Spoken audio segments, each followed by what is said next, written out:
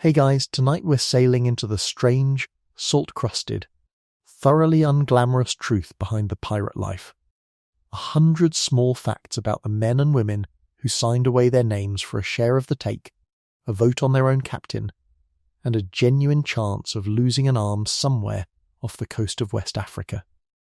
We'll talk about a flag that could end a fight before it started, a set of written rules that gave ordinary sailors more say over their own fate than almost anyone else at sea in 1720, a currency so trusted it was still legal tender in parts of the United States 100 years after it was minted, and a captain who lit fuses into his own beard just to watch grown men lose their nerve before a shot was even fired. Somewhere in the next few hours we'll lose a limb, spend a small fortune in about a week, and watch a floating, half-invented republic rise out of a hurricane-wrecked island and fall to a single well-timed royal pardon. Welcome to the so-called Golden Age of Piracy, roughly 1650 to 1730, when a merchant sailor earning maybe 25 shillings a month could, with one bad decision and one good vote, become part owner of a ship. Go ahead and dim the lights now. If you've got a fan nearby, turn it on and let it hum low and steady, like wind working through rigging somewhere out past the reef, that low, endless below deck's white noise. You're warm right now. Still dry. None of that will be true for very long in tonight's story. So get comfortable, let your eyes go heavy, and let's ease into tonight's journey together. The smell reaches you before anything else does. Tar, brine, and the sour tang of a bilge that hasn't been pumped dry in a week. You're standing on the deck of a merchant snow bound from Bristol to Jamaica 3 weeks out, and the morning has been ordinary right up until the moment it wasn't. A sail has been sitting on the horizon since dawn, gaining slowly, the way bad news tends to. By mid-morning you can see she's flying no colours at all, which any sailor in 1719 could tell you is worse than flying the wrong ones. Here's the thing about being taken by pirates. It rarely looks like the ambush you'd expect. There's no cannon fire, no boarding axes flashing in the sun, not at first. Usually there's just a faster ship, better sailed, closing the gap hour by hour while your own captain mutters about outrunning her and both of you know he can't. When she's close enough, a black flag goes up the halyard, sometimes a skull, sometimes just a plain black square. The message is the same either way. Surrender now, and nobody dies today. Somewhere around 11 in the morning a shot crosses your bow, not aimed to hit, aimed to be heard. Your captain strikes his colours within the hour. Most merchant captains do. Historical Admiralty records from the period show captured crews were rarely harmed if they surrendered without a fight. Pirates had no interest in dead sailors, only in cargo, coin, and increasingly in you. A longboat crosses the water between the two vessels, and a dozen armed men climb aboard your ship, moving with the unhurried confidence of people who have done this many times before and expect to do it many more. One of them, older than the rest, grey at the temples, walks the deck like he's inspecting a market stall. He is, in a sense. And today, you're part of the inventory. What happens next is not what you were braced for. You expected violence. What you get instead is paperwork, of a sort, questions mostly, and a strange, almost bureaucratic calm. The boarding party's quartermaster, a broad-shouldered man the crew simply calls Dunbar, gathers the merchant crew on the main deck and starts down the line. Carpenter? Cooper? Surgeon? Anyone handle rigging for a living? He's not looking for trouble. He's looking for skilled hands, because a pirate ship, whatever else it is chronically understaffed, and skilled tradesmen are worth more to a captain than gold ever is. Here's what nobody tells you about pirate crews. Most of them didn't start as volunteers. Historical estimates suggest a meaningful share of Golden Age pirate crews, carpenters, surgeons, navigators especially, were forced men, sailors pressed into service because their trade made them valuable, and their consent was, frankly, optional. Admiralty court depositions from pirate trials in the 1710s and 1720s are full of exactly this defence. Forced men insisting sometimes truthfully, that they never signed anything of their own free will. The distinction mattered enormously in a courtroom. Whether it mattered much in the moment, standing on a captured deck with Dunbar's eyes moving down the row of frightened men, is a different question entirely. Somewhere in that line stands a man named Jonas Kettle, ship's carpenter, 31 years old, missing the top joint of his left index finger from an accident with a marlinspike 2 voyages back. He doesn't volunteer anything. He doesn't need to. Dunbar's eyes settle on his calloused hands, the sawdust worked permanently into the creases of his knuckles, and that's enough. Carpenter, Dunbar says, not a question. Kettle nods once, the particular nod of a man doing arithmetic on his own survival. You'll come to know him better than you'd like to over the following weeks.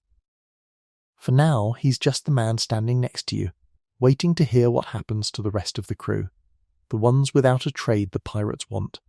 The offer, when it comes, is almost anticlimactic. Dunbar doesn't threaten anyone. He doesn't need to. He simply explains, in the flat tone of a man who has given this speech before, that the ship needs hands, that the articles guarantee an equalish share of every prize taken, that the captain is elected and can be removed by vote, and that any man who joins and later regrets it can, in theory.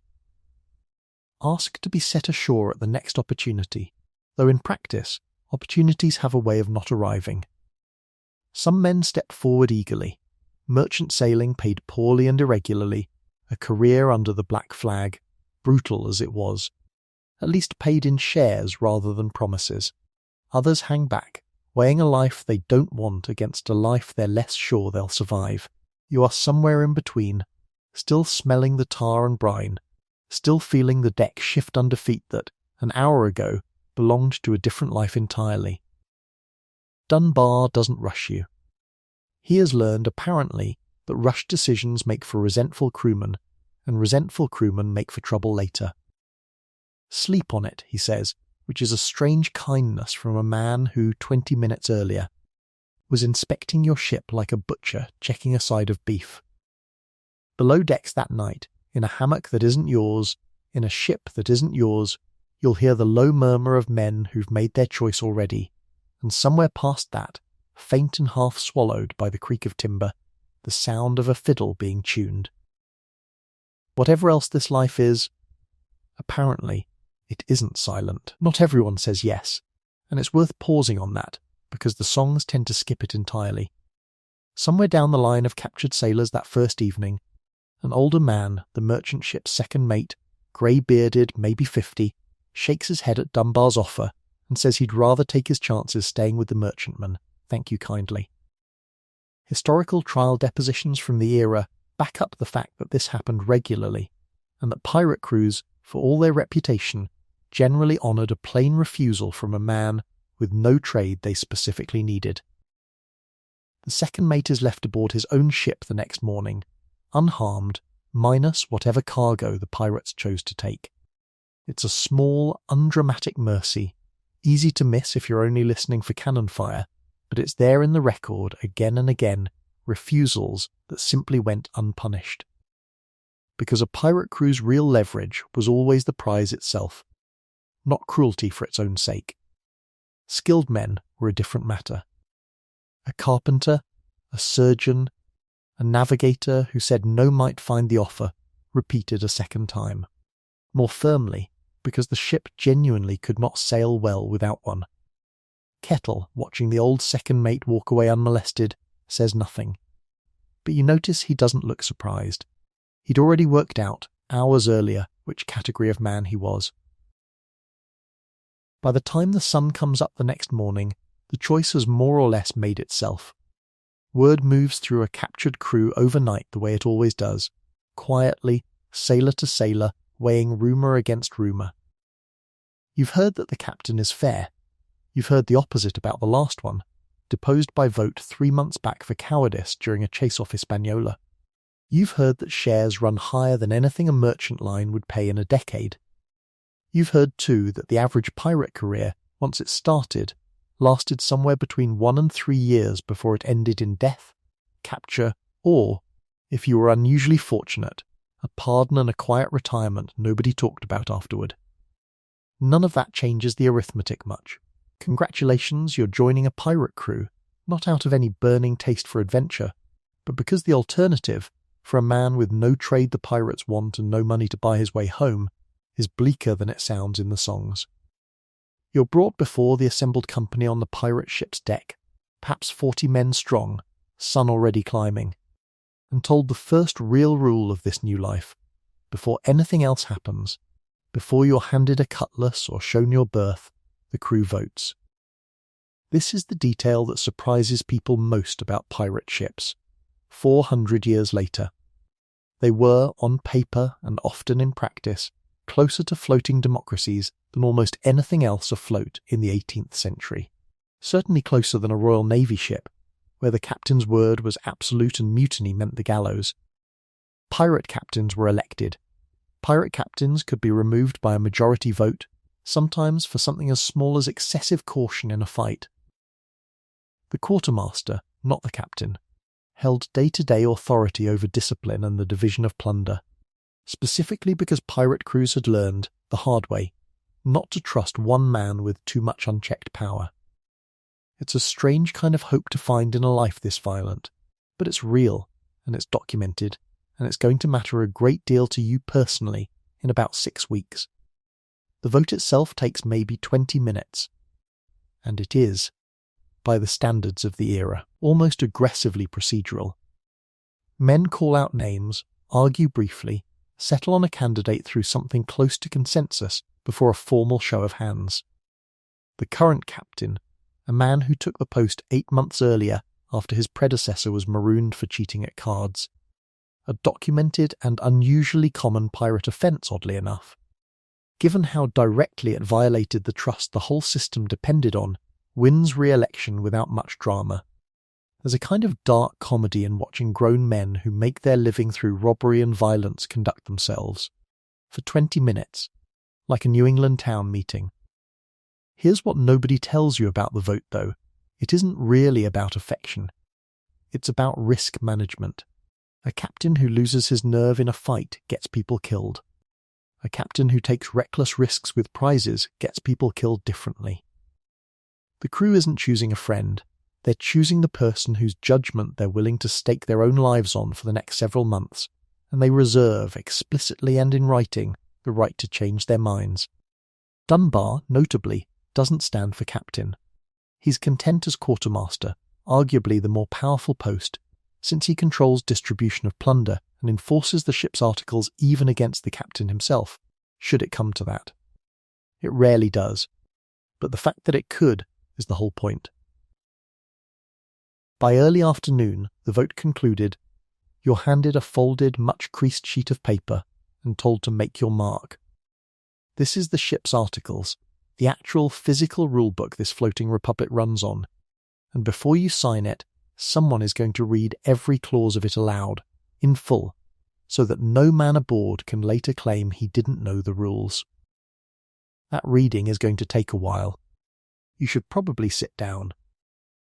The articles read aloud that afternoon are in substance close to a set that survives in the historical record from the crew of Captain Bartholomew Roberts, one of the most successful pirate captains of the entire era, preserved for us because Captain Charles Johnson published them in his 1724 book on pirate history, a source that later scholarship treats with real caution, since Johnson's own identity is disputed and he's known to have dramatised parts of his material. Still, enough independent trial depositions from actual captured pirates line up closely enough with Johnson's version that historians generally treat the broad shape of these articles, even if not every specific word, as a reasonably accurate picture of how such documents worked. Every man has a vote in affairs of moment, the article begins, and has equal title to fresh provisions, or strong liquors, at any time seized. Every man aboard, in other words, drinks the same rum as the captain, whenever there's rum to be had. The next clause covers desertion and theft from the common stock, punishable, in the harsher versions of these articles, by marooning on a deserted island with nothing but a pistol, powder, water and small shot, a punishment that sounds almost merciful, until you understand what marooning actually meant in practice, which we'll come back to. Gambling for money is banned outright in several documented versions of these codes, a rule that seems almost absurd given the profession, until you realise how many pirate crews had watched gambling debts curdle into knife fights below decks. There are rules about lights and candles being extinguished by 8 at night, forcing anyone who wants to keep drinking or gambling past that hour to do it above deck in the open air. A fire safety measure on a wooden ship packed with gunpowder, dressed up as a curfew. There are rules requiring weapons to be kept clean and ready for service at all times, on pain of being cut off from their share. And there is, near the end, a clause almost nobody expects. A documented schedule of compensation for men wounded or maimed in the ship's service, paid out of the common stock before any other division of the plunder happened. You'll hear the specific numbers later. For now, you just make your mark on the paper, the same as every other man in the line ahead of you, and just like that, with no ceremony beyond a scratch of ink and a witness's nod, you are, officially, a pirate. One clause in those articles gets read a little slower than the rest, and a little quieter, and it's the one that makes the whole crew go still for a moment. The punishment for desertion, theft from the common stock, or striking a fellow crewman in anger is marooning, set ashore, alone on the nearest deserted spit of sand or rock, with a single loaded pistol, a small ration of powder and shot, and a jug of water, and left there. No food beyond what the island itself provides. No promise anyone will ever come back for you. The word marooned comes down to us in popular memory as something almost whimsical, a comic image of a man under a single palm tree, but the reality, documented in several period accounts, was closer to a slow, near certain death sentence dressed up in the language of a second chance. A pistol with a single shot wasn't generously provided for hunting. It was understood by everyone present for the reading as an offering a faster way out if the island's heat, thirst and isolation became worse than the alternative. Here's the thing nobody says aloud during the reading, though everyone is thinking it. Marooning wasn't really about the island at all. It was about every other man aboard hearing the clause and quietly recalculating exactly how far he was willing to push his luck. The articles carry a second clause worth sitting with, and it's a rule you'll notice enforced almost immediately once you're properly aboard. No women or boys allowed among the crew, on pain of death to the man responsible for smuggling one aboard disguised. It reads on its face like simple discipline, a rule against distraction and jealousy tearing a crew apart from the inside, and mostly that's exactly what it was. But the rule had famous documented exceptions that the crew themselves seemed to have simply looked past when it suited them. A pair of women named Anne Bonny and Mary Read sailed for a time under Calico Jack Rackham, dressed and fighting as men, known to at least some of the crew, tolerated in a way the written rule technically forbade. We'll come back to them properly later in tonight's story. For now, the lesson is a familiar one, 4 centuries old or not. A rule written down and a rule actually enforced were not always quite the same document. 3 weeks out from that morning, the reality of the arrangement starts to sink in properly. Here's what the articles didn't quite prepare you for, shares, in practice, are only as good as the prizes the ship actually takes, and prizes, contrary to what the songs imply, are mostly disappointing. Most captured vessels aren't laden with chests of Spanish gold. Most are ordinary merchant ships hauling sugar, tobacco, dry goods, or, the single most valuable and most common prize of the entire era, other ships. A well-built, fast sloop was often worth more to a pirate crew than anything in her hold, because a better ship meant better odds on every future prize after this one.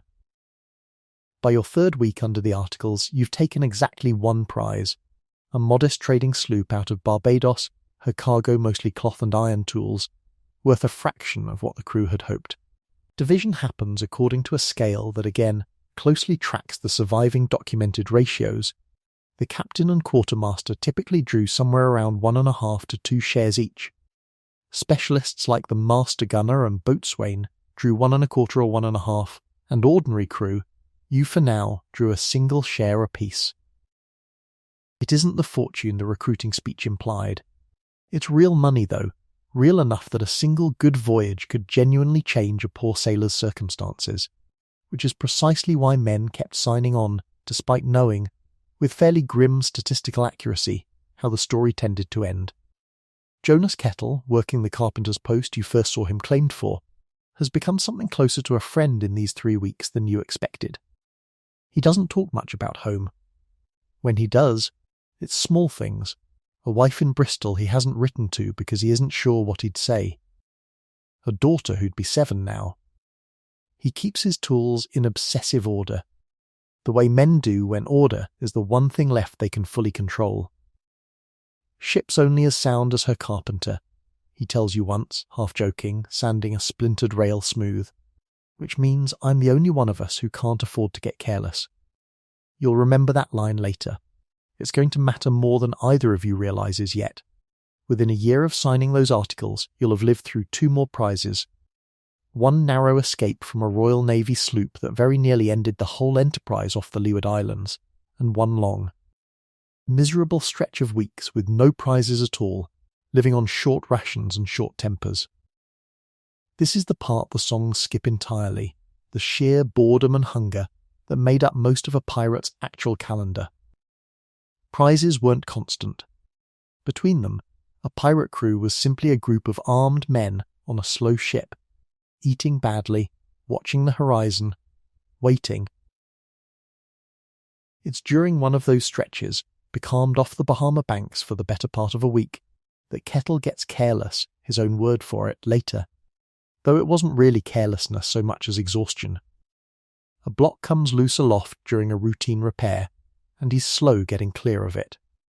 The details of what happens next belong properly to a later part of tonight's story. The part about the ship's surgeon and what the articles actually paid out when a man's body became the price of the voyage. For now, what matters is this. Kettle survives it. Battered, changed, but alive, and the compensation scale you heard read aloud on your first afternoon aboard, the one that sounded like an abstraction back then, turns out to be real money, paid promptly, out of the common stock, before the captain or quartermaster take their own larger shares. It is, by the standards of any navy or merchant fleet of the period, an almost unthinkably fair arrangement for an injured sailor. We'll sit with exactly how fair and exactly what it cost him in a little while. There's a smaller, quieter detail from that first year worth holding on to, because it's easy to lose under all the talk of votes and articles and flags. Somewhere around your 9th month aboard, during one of the long becalmed stretches with no prize in sight, you watch Kettle teach a 14-year-old powder monkey, a boy named Isaac, brought aboard from a captured fishing sloop off the Carolina coast, too young by any reasonable measure to be here at all. How to true up a warped plank using nothing but a straightage and patience. It isn't required of him. Nobody's making him do it. He just does it, the way a man passes down a trade, because the alternative is watching a boy struggle needlessly with tools he was never shown how to use properly. Isaac's fate, like Kettle's, is going to matter later in tonight's story. Hold on to his name. For now, it's a small, undramatic kindness in the middle of a violent life, the kind of detail that never makes it into a courtroom deposition or a governor's report, because nobody thought to write it down. It happened anyway. There's a version of this story where you take the king's pardon within the year and go home to whatever life is still waiting for you, and that version happened often enough to be a real, documented pattern of the era, not just a comforting fiction. Royal pardons were offered repeatedly throughout the period, most famously in 1717 and 1718, and a genuine number of pirates took them, some for good, some only until the money ran out and the old life called again. There's another version where you don't survive the next engagement, or the one after that, and become one more name in an admiralty deposition nobody outside a courtroom ever reads. Tonight, though, your story is neither ending yet. It's just beginning, one signed sheet of paper and one careful vote at a time, and paper, as it turns out, is exactly where the next part of this story needs to go. Because before we go any further into what daily life aboard actually looked like, there's something flying above your head, right now, on a mast you haven't fully looked up at yet. A flag. And it turns out that flag was never really about decoration at all. Before daily life below decks, before the food and the watches and the endless boredom punctuated by terror, there is the flag, the single most recognisable object the entire Golden Age of Piracy ever produced, and also one of the most widely misunderstood. Picture the moment first. It's May of 1721, off the coast of what is now Ghana, and the captain of a Dutch merchant vessel called the Flushing is watching a ship close in on him with a patience that unsettles him more than speed would have. He's heard the stories by now most captains in these waters have, about a pirate named Bartholomew Roberts, a Welshman who took to piracy almost by accident after his own captain was killed in a raid, and who has, in the 2 years since, become perhaps the single most successful pirate of the entire era, credited across his career with taking somewhere in the neighbourhood of 400 prizes, an almost absurd figure by the standards of any other captain in the historical record. The Dutch captain doesn't need a spyglass to know what's rising up the approaching ship's halyard. He can already see the colour of it. Black, unmistakably black, snapping hard in the trade wind, and within a minute or two he can make out the shape stitched or painted onto the cloth itself. On this particular flag, by several period accounts of Roberts's various colours, is a human figure standing atop two skulls, and beneath the skulls the letters Ab and Am, Roberts's own shorthand, historians generally believe, for a Barbadian's head and a Martinican's head, a grim and highly specific threat aimed at the governors of those two islands, both of whom had recently sent ships after him. The Dutch captain doesn't need to decode the letters to understand the message. He strikes his colours before a shot is fired. This is the story of the flag that ended fights before they began, sometimes literally saving more lives than the cannon ever could, simply by making resistance look pointless before anyone had to test whether it was. Here's the thing almost nobody expects about the Black Pirate flag. It wasn't primarily a symbol of terror for terror's own sake. It was first and foremost a tool of psychological economics. A pirate crew's entire business model depended on captured ships surrendering quickly and without a fight, because every cannonball fired risked sinking the very cargo the pirates were trying to steal, and every minute of resistance risked pirate casualties on a ship that, unlike a naval vessel, had no replacement crew waiting back at a home port. A merchant captain who surrendered immediately upon seeing the black flag typically kept his life, his crew mostly intact, and often even his personal effects. A merchant captain who fought and lost anyway could expect considerably rougher treatment. The flag, in other words, was less a declaration of violence and more a very effective, very early form of a business negotiation conducted at 100 yards. The colour scheme itself carried specific, widely understood meaning across the pirate world of the 1710s and 1720s, documented in multiple independent trial accounts and captains' logs from the period. A plain black flag generally signalled, "Surrender now," and you'll be treated according to the customs of quarter, spared, generally left with your ship and your life, though certainly not your cargo. A red flag, by sharp contrast, meant something considerably grimmer. Red, sometimes called the Jolly Rouge, which some etymologists believe may be the actual origin of the term Jolly Roger, rather than any connection to skulls or devils, signalled no quarter would be given at all. Fight under a red flag, and you had already forfeited any hope of mercy, regardless of the outcome. The etymology of Jolly Roger itself remains genuinely disputed among historians, and it's worth saying so plainly rather than picking a single confident answer, the way some retellings do. One theory ties it to that French Jolly Rouge, another ties it to Old Roger, a period nickname for the devil himself. A third, less academically favoured but persistent in popular retellings, traces it to Ali Raja, supposedly a nickname applied to certain pirates operating in the Indian Ocean. No single explanation has won out definitively. What we do know with far more confidence is what the flag was for, and it worked precisely because everyone on the water, pirate and merchant alike, had learned to read it fluently. The way you might read a modern warning label without needing to think about it. Different captains, it turns out, developed their own highly personal variations on the theme, and the differences tell you something real about each man's particular brand of terror.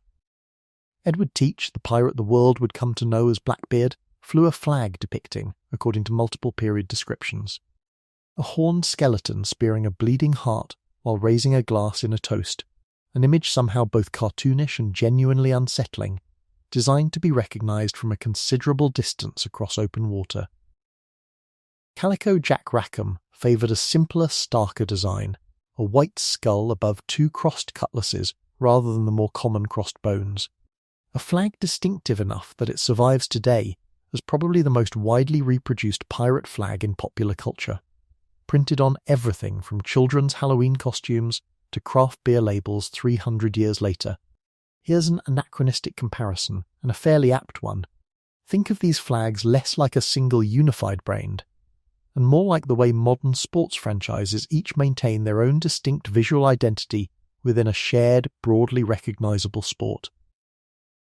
Every pirate flag said, at a basic level, we are pirates, surrender now, but the specific imagery, the skeleton, the crossed swords, the hourglass some captains added to suggest time, was quite literally running out for anyone who hesitated, functioned almost like a personal signature. A way for a captain with a fearsome reputation to trade on that reputation at a distance, before a single shot was fired or a single word exchanged. This mattered enormously in practical terms.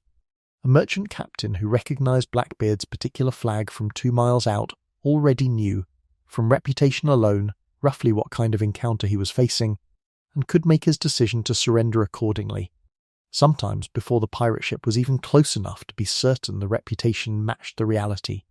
Reputation, in this line of work, functioned as a kind of currency in its own right, and a sufficiently terrifying flag could sometimes end an entire encounter without so much as a shouted order being necessary. It's a strange kind of efficiency, built entirely out of dread. There's an older story behind the Black Flag too, one that predates the Golden Age pirates by several decades and rarely gets told alongside theirs. Long before Roberts or Blackbeard, French and English buccaneers operating out of Caribbean strongholds like Tortuga in the mid-1600s flew red flags of their own during raids, a tradition some historians trace to naval bloody flag customs going back even further, signalling a fight to the finish with no surrender accepted on either side. The black flag that later pirates adopted seems to have evolved out of this older, bloodier tradition, softened, oddly enough, into something that more often signalled a chance at mercy rather than its absence. It's a strange evolution to sit with. The more famous and more feared colour, black, actually came to mean better odds of survival than the older, less remembered red one it grew out of. History doesn't always move toward gentleness in a straight line, but here, in one small specific case, it arguably did. The trick worked both ways too, and this is where the flag stops being purely symbolic and becomes something closer to a weapon of deception. Pirate ships regularly sailed under false colours, flying the flag of a friendly nation, a Dutch merchant ensign, an English one, whatever would let them close the distance on a potential target without raising alarm, only hoisting the black or red flag at the very last possible moment, once escape was no longer realistic.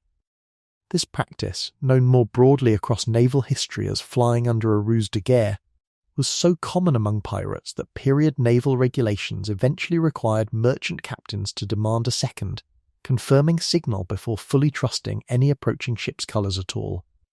Picture the moment from the other side for once. A merchant captain, relieved to see a familiar friendly flag on the horizon, only to watch it come down and a black one go up in its place once the range has closed to a few hundred yards and it's already too late to run. The flag, in this light, wasn't just a threat, it was bait. And the switch, in the same motion. Other captains besides Roberts, Teach and Rackham developed flags distinctive enough to survive independently in the historical record. Christopher Moody, an English pirate active in the early 1720s, flew a flag combining an hourglass with wings alongside a skull and crossed bones. A specific and rather poetic addition meant to convey that time itself was running out for anyone who hesitated to surrender. Edward Lowe, a pirate whose reputation for cruelty was documented even by the standards of his notoriously violent profession, flew a flag showing a red skeleton on a plain black field, arms outstretched, as though the figure itself were reaching toward whoever was unlucky enough to be looking at it. Every one of these designs did fundamentally the same job the plain black square did, but a captain with a truly infamous personal reputation could turn his flag into something closer to a brand name. Recognizable at a distance, valuable precisely because everyone on the water already knew, or believed they knew, exactly what kind of encounter it promised. The flags mattered in courtrooms too, which is a detail that tends to surprise people. When pirate crews were eventually captured and brought to trial, and a great many were, particularly in the crackdown years following 1718, the specific flag a ship had flown became genuinely relevant evidence. Admiralty trial records from several major pirate trials of the period, including the substantial 1722 trial of Roberts's surviving crew held at Cape Coast Castle on the West African coast, reference witness testimony about which colours a given ship flew during a particular encounter. Since flying a black or red flag was itself treated as evidence of clear and deliberate criminal intent, distinct from any argument a defendant might later make that he'd been forced into piracy against his will. This created a genuinely strange incentive structure worth sitting with for a moment. A forced man. Someone like Jonas Kettle from our earlier story, pressed into service against his will, had a strong legal interest in staying as far from the flag halyard as physically possible, and in later trial testimony being able to honestly claim he'd never personally raised the colours on anyone. Surviving depositions from actual pirate trials include exactly this kind of careful, specific testimony, men describing precisely who hoisted the flag, who fired the warning shot, who boarded the captured vessel, because these small physical details could be the difference between a pardon and a rope. The flag, then, wasn't just a psychological weapon aimed outward at potential victims. It was also, unintentionally, a piece of physical evidence that would follow a crew for the rest of their careers, however long or short those turned out to be. One particular defence strategy shows up often enough across surviving trial records to be worth naming outright. A forced man who could produce witnesses, often fellow captives, sometimes even members of the pirate crew itself, testifying on his behalf, willing to say under oath that he had been kept below decks during actual engagements, nowhere near the flag or the fighting, stood a meaningfully better chance of acquittal than a man who couldn't. Admiralty judges of the period were not, by most surviving accounts, eager to hang genuinely unwilling captives. They were, however, deeply sceptical of blanket claims of coercion from men found with cutlasses in hand and prize goods in their sea chests. The flag a man had or hadn't touched became, in this narrow but very real sense, a small thread of physical fact a defendant's entire future could hang from, which is a strange kind of power for a few yards of dyed sailcloth to hold over a human life, 300 years before anyone thought to call such threads evidence in the modern sense. Kettle, for what it's worth, never touched a halyard in his life. Carpenters rarely needed to. It's a small detail that will matter again before tonight is through. Roberts himself, the Welsh captain whose flag opened this chapter, met his own end in February of 1722 in a battle that has become one of the most thoroughly documented naval engagements of the entire Golden Age, precisely because the Royal Navy vessel that finally caught up with him, Swallow, kept detailed logs of the encounter that survive intact.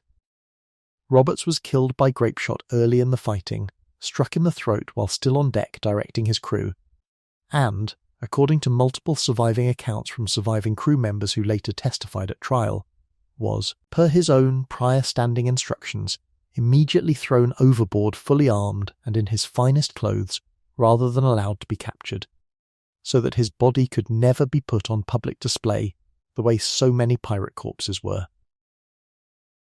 This is the story of the flag that made surrender the rational choice for hundreds of merchant crews across 3 continents of ocean, and that, in the end, couldn't save the man who flew it best. Roberts's crew, demoralised and leaderless within minutes of his death, surrendered shortly afterward.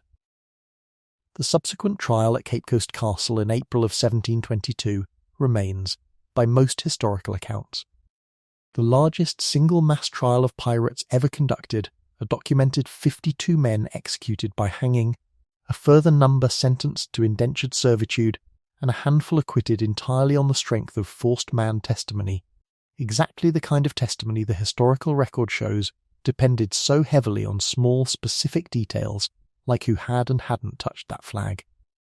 There's something worth sitting with in the strangeness of that fact. An object made of dyed cloth, run up a halyard in under a minute, could end a battle before it started, save lives on both sides of an encounter, terrify entire coastlines for years, and then, in a courtroom on the other side of the ocean, become the single piece of evidence that decided whether a frightened, possibly innocent man went home to his family, or swung from a gallows built specifically for the occasion. It's not a heroic object, and it's not purely a villainous one either. It's just a flag, doing exactly what flags have always done, telling everyone within sight of it, instantly and without a word, precisely where they stand. It's worth pausing, before we leave the flag behind entirely, on just how far its image travelled beyond the specific men who first stitched it together out of scrap cloth on a rolling deck somewhere off West Africa or the Carolina coast.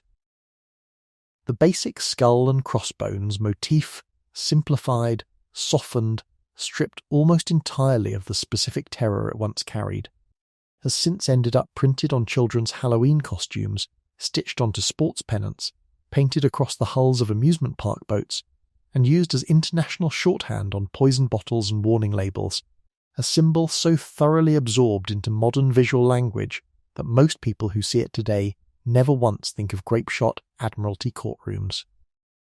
Or a Welsh captain thrown overboard in his finest coat off the coast of what is now Gabon. There's something quietly strange about that kind of afterlife, a genuinely terrifying, carefully calibrated tool of psychological warfare, slowly worn smooth by 300 years of retelling, until it became, of all things, decoration. Making the flag in the first place was a duller, more practical business than the finished object ever let on. There was no factory turning these things out, no standard supplier. A pirate ship's colours were almost always sewn by hand from whatever spare sailcloth and dye could be scavenged, often by the ship's tailor if she carried one, or by the quartermaster himself, since maintaining the ship's colours fell, like most administrative matters, under his responsibility rather than the captain's. A torn or faded flag was a genuine operational problem, not a cosmetic one. A flag too tattered to be clearly read at half a mile could cost a crew the very psychological advantage the whole thing existed to provide, so spares were kept below, folded and dry, ready to replace one shredded by weather or an unlucky shot. There's something almost domestic about picturing a hardened quartermaster hunched over a needle and a scrap of black canvas by lantern light, stitching a skull by hand, thread by thread, the same careful patience Kettle brought to a warped plank, applied instead to an instrument of terror. Both jobs, in the end, kept the ship functioning. Neither one made for much of a song. The threat behind the red flag wasn't hypothetical, and it's worth saying so plainly rather than letting the earlier talk of psychological economics soften what a broken promise of quarter actually meant. Edward Lowe, whose flag we've already described, built a documented reputation across his career for genuinely brutal treatment of captains and crews who resisted or who he simply decided had angered him.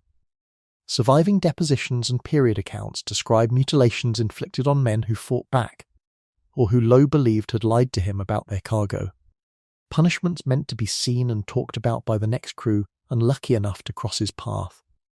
Historians treat some of the more extreme individual anecdotes attributed to Lowe with appropriate caution, given how much of his reputation reaches us second-hand and after the fact. But the broader pattern, that resistance, under a red flag, carried real, sometimes horrifying consequences, and that captains up and down the shipping lanes knew it, is well enough documented across multiple independent sources that it wasn't just theatre. The flag worked, in other words, because everyone involved understood it wasn't a bluff. The flag was never the whole system, though, only its most visible symbol. What actually governed a pirate crew day to day, hour to hour, wasn't a piece of cloth at all. It was a written code, argued over, voted on, and enforced with a seriousness that would surprise anyone who's only ever heard pirates described as lawless. That code is where tonight's story needs to go next, but first, let's climb back down below decks, because before we get to the rules themselves, there's an entire ordinary day still waiting to be lived through. Weevils and all, the smell hits you first, the way it always does aboard a ship, salt, tar, and this morning, faintly, the dry, dusty scent of ship's biscuit being broken open for the morning ration. You'd think after weeks aboard the smell would stop registering. It doesn't. Some mornings it's almost comforting, bread-like, familiar this morning. Watching the biscuit come apart in the cook's hands, you notice the familiar comfort curdle into something else entirely, because the biscuit isn't just crumbling, it's moving. Here's the thing about ship's biscuit, or hardtack, that nobody explains before you're actually eating it, baked hard enough to survive months at sea without spoiling. It also survived long enough to become, more often than not, a small ecosystem in its own right. Weevils, grain-boring beetles that laid eggs in flour before it was ever baked, hatched inside the biscuit over the course of a long voyage. And by month 3 or 4 of a voyage, a sailor tapping his biscuit against the table before eating it, watching for anything that moved and fell out. Was standard practice on pirate ships and merchant vessels alike, documented across dozens of period sailors' accounts on both sides of the law. Some men picked the weevils out one by one. Others, more pragmatically, simply ate in the dark, on the theory that what you couldn't see couldn't bother you. Congratulations, you're now the kind of person who has opinions about the protein content of grain beetles, a piece of expertise absolutely nobody back home would understand, and one you'll never be able to fully explain to anyone who hasn't lived it. By mid-morning, the deck is a working machine, and your place in it, at least for now, is somewhere near the bottom of the hierarchy hauling line, coiling rope, taking direction from men who've clearly done this for years and have no patience left for explaining it twice. The pirate ship, whatever its reputation for chaos, runs on a strict and carefully maintained watch system, typically split into 4-hour rotations around the clock. Because a ship under sail never actually stops needing hands, day or night, storm or calm. You'll come to know the ship's bell better than you know your own heartbeat within a month, 8 bells marking the end of each watch. The rhythm of the whole vessel's life measured out in half-hour increments, whether anyone aboard particularly wants it to be or not. Here's what the songs never mention about this part. Sleep, real uninterrupted sleep, becomes a kind of currency all its own. A 4 hours on, 4 hours off watch rotation sounds almost reasonable on paper. In practice, it means no crewman ever gets more than about 4 hours of unbroken rest at a stretch, for weeks or months on end, and the accumulated exhaustion shows up in small telling ways. Slower reflexes, shorter tempers, men falling asleep standing upright at their posts, which was common enough that period naval and pirate accounts alike describe specific punishments for sentries caught dozing, since a sleeping lookout could mean the difference between spotting a Royal Navy sloop in time to run and not spotting her at all. You'll learn to sleep sitting up, standing, mid-conversation if you have to. It's not a skill anyone's proud of. It's just what 4 months at sea does to a body. Somewhere in your second week, you meet Cuffy properly for the first time, the ship's cook, a broad, quiet man in his 40s, who, you learn gradually and mostly second-hand, escaped enslavement on a Barbadian sugar plantation some 6 years back, and has sailed under pirate articles, as a free man with a full and equal share ever since. This detail matters enormously, and it's worth sitting with rather than rushing past. Historical research into pirate crew composition during the Golden Age has found that a genuinely significant proportion of pirate crews in Atlantic and Caribbean waters, in some documented cases estimated at 25% or more of a given ship's company, were black, a mix of escaped or freed men, and, more troublingly and less often discussed, men who remained enslaved even under pirate articles. Their status inconsistent from ship to ship and captain to captain. Piracy did not abolish slavery. It's important to say that plainly rather than let the more hopeful stories about men like Cuffy stand in for the whole picture. But for men who did sail as free crew, holding a full share and a genuine vote under the Articles, that status represented a form of legal and economic standing available almost nowhere else in the Atlantic world of 1720, on land or at sea, and pirate crews seem to have honoured it with a consistency that put most of their supposedly more civilised contemporaries to shame. Cuffy doesn't talk about the plantation. You learn what little you know from Kettle, who learned it from someone else entirely. The way most information moves on a ship this size, sailor to sailor, second-hand, softened or sharpened depending on who's telling it. What you see for yourself is simpler. A man who runs the galley with total unquestioned authority, who somehow makes a decent meal out of salt beef, gone half grey, and biscuit gone half alive, and who treats every man in line the same way regardless of rank, ladling out portions with the flat, democratic fairness of someone who has clearly decided, a long time ago, exactly what kind of ship he intends to help run. 3 weeks out from your last prize, the food situation has gone from merely unpleasant to genuinely concerning. And this is where the practical mathematics of feeding 40-odd men on a small ship start to bite. The standard ration, when supplies allow it, runs to roughly a pound of salt beef or pork per man per day, supplemented with dried peas, oatmeal when available, and whatever biscuit hasn't been fully colonised by weevils yet. When supplies don't allow it, and after 3 weeks without a prize to restock from, they increasingly don't. The ration shrinks, quietly, meal by meal, until men start doing their own private arithmetic about how many days remain before things get genuinely dangerous rather than merely miserable. Here's an anachronistic comparison that actually holds up under scrutiny. Think of the ship's stores as something closer to a household budget stretched past its limit, where nobody announces the cuts outright. They just start noticing smaller portions and fewer choices, meal after meal, until the shortage becomes impossible to politely ignore. Scurvy, caused by prolonged vitamin C deficiency, was a genuine and constant threat on any long voyage of the period, though pirate crews, somewhat counterintuitively, often fared slightly better than Royal Navy crews on this particular front, precisely because pirate ships raided so frequently and so widely, restocking fresh fruit and provisions from captured vessels and coastal landings far. More often than a naval ship confined to a single long deployment ever could. It's a strange, dark little silver lining, piracy's chaos and unpredictability, the very thing that made the life so dangerous, also meant fresher food more often than the disciplined, regimented alternative. By your 6th week, the evenings have developed a rhythm of their own, and it's here, after the day's work is done, before the 8 o'clock curfew on lights, that the ship feels least like a machine and most like a genuinely strange little floating community. Someone produces a fiddle.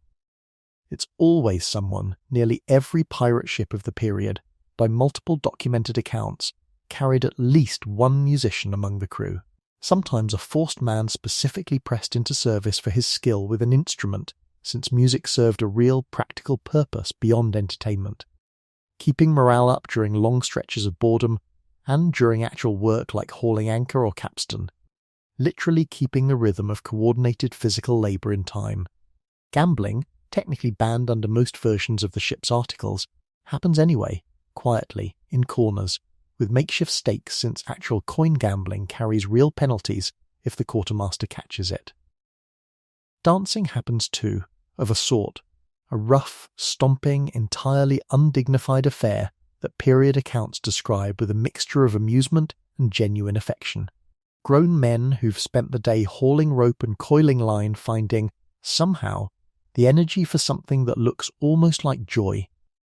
Here's the thing worth sitting with. None of this makes the life less brutal, less dangerous, less likely to end badly. But it does complicate the popular image of pirates as nothing but violence and greed, and it's worth holding both truths at once. The danger and the actual documented very human evenings of music and bad dancing that happened in between the danger, night after night, for as long as the voyage lasted. Navigation, meanwhile, remained a constant, quiet anxiety running underneath the whole voyage, regardless of what else was happening on deck. A ship's compass, a backstaff or the newer octant for measuring the sun's angle at noon, a logline knotted at regular intervals for estimating speed, and a great deal of careful, patient arithmetic. This was the entire toolkit available for knowing, at any given moment, roughly where in an enormous ocean you actually were. Longitude in particular remained a genuine, unsolved problem for the whole of the Golden Age. The marine chronometer that would eventually make accurate longitude calculation reliable wouldn't be perfected until decades later, in the 1760s, which meant every pirate navigator, no different from his naval or merchant counterparts, was essentially estimating an east-west position through careful guesswork refined over years of experience. A skilled navigator was, for exactly this reason, one of the single most valuable men a pirate crew could force into service, worth protecting in battle almost as fiercely as the ship itself, because a wrong guess about your position could mean running aground on a reef nobody aboard even knew was there. Superstition filled in, as it always does, wherever hard knowledge ran out, and pirate crews carried a whole private catalogue of them, some shared with the wider maritime world of the period, some apparently unique to the outlaw life itself. Whistling aboard ship was widely believed to invite a storm, a superstition documented across naval, merchant and pirate crews alike. Strict enough that a man caught idly whistling on watch might be sharply told to stop by crewmates only half joking about the consequences. Bringing bananas aboard was considered bad luck by many period sailors, for reasons historians still debate, possibly linked to the genuine, documented tendency of banana cargo ships to suffer unusually high rates of disaster, whatever the actual underlying cause. Renaming a ship was thought to anger whatever spirit or fortune had attached itself to the vessel's original name, which is part of why so many captured prizes kept their original names even after changing hands entirely. None of it was provable. All of it was taken by men whose lives depended daily on forces well beyond their control or understanding, with real and genuine seriousness. Time itself, aboard, was measured by a half-hour sand glass rather than any clock, and turning it was traditionally a ship's boy's job, a small, unglamorous responsibility that nonetheless kept the entire vessel's rhythm intact, watch by watch, bell by bell.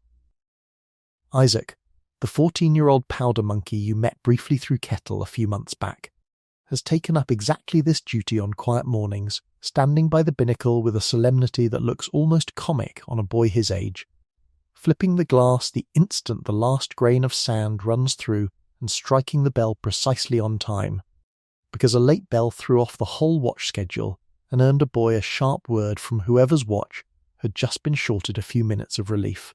It's a small job. He takes it seriously anyway, the way boys sometimes do with the first real responsibility anyone's ever trusted them with, pirate ship or otherwise. By your third month aboard, you've settled into something like a routine, and it's worth pausing to name what that routine has quietly cost you. Vermin have become a fact of daily life, in a way you couldn't have imagined back on the Merchantman. Rats, certainly, but also lice, which spread through a crowded below-decks population within weeks and stay there, more or less permanently, until the ship is careened and properly cleaned. An event that happens perhaps twice a year if the crew is fortunate. Rats aboard ship were bad enough on their own, gnawing through stores and rigging alike, but they carried a second, more serious danger too, teredo worms, a species of marine mollusk that bores directly into a wooden hull below the waterline, weakening the ship's timbers from the inside out over months at sea, invisible until the damage is severe enough to threaten the vessel's basic seaworthiness. This is the entire reason careening, hauling the ship onto a beach, tipping her onto her side, and scraping the hull clean, was not a luxury but an absolute operational necessity. One we'll spend real time with a little later in tonight's story. For now, though, here's what your third month has taught you about your own body that you never particularly wanted to know. how quickly a person adjusts to itching that never fully stops, to a persistent low hum of discomfort that becomes, eventually, simply the background condition of being alive on this particular ship. It's not dramatic. It doesn't make for a good story on its own. It's just true, the way most of the genuinely hard parts of this life were true. Not one single terrible moment, but a slow accumulation of small, unglamorous discomforts that the songs never had any interest in singing about. The 8 o'clock curfew, when it comes each night, marks a small, strange transition point in the day, and it's one of the rules from the articles you've come to actually appreciate rather than resent. No lights, no open flame below decks after the bell, a rule enforced per multiple documented ship's articles from the period, with genuine severity, since a fire aboard a wooden vessel carrying tons of stored gunpowder was, without exaggeration, the single most catastrophic thing that could happen to any ship afloat, pirate or otherwise. Men who want to keep drinking or gambling past curfew take it topside, onto the open deck, under actual stars rather than lantern light, which somehow changes the character of the evening entirely, quieter, more contemplative, conversations drifting toward home and family and the specific. Unspoken math everyone aboard is running about how much longer they intend to do this. It's during one of these late evenings, maybe 4 months into your time aboard, that Cuffy tells you, unprompted and almost offhandedly, about the first vote he ever cast under the ship's articles, for a captain 3 years back, on a different ship entirely. His first vote of any kind in his entire life. Cast on equal footing with every free man aboard, regardless of where any of them had been born or what colour their skin happened to be. He doesn't dress the story up. He states it flatly, the way a man states a fact he's turned over in his mind enough times that the wonder of it has settled into something closer to quiet certainty. Never happens on land, he says, and doesn't elaborate further, and doesn't really need to. You sit with that for a while after he's gone back to the galley, the ship creaking gently around you, the stars doing whatever stars have always done over men trying to make sense of lives they didn't fully choose. By your 5th month, a genuine crisis interrupts the routine. A 2-week stretch becalmed in the middle of open water, no wind at all, the ship sitting dead still under a punishing sun, while rations stretched thinner with every passing day.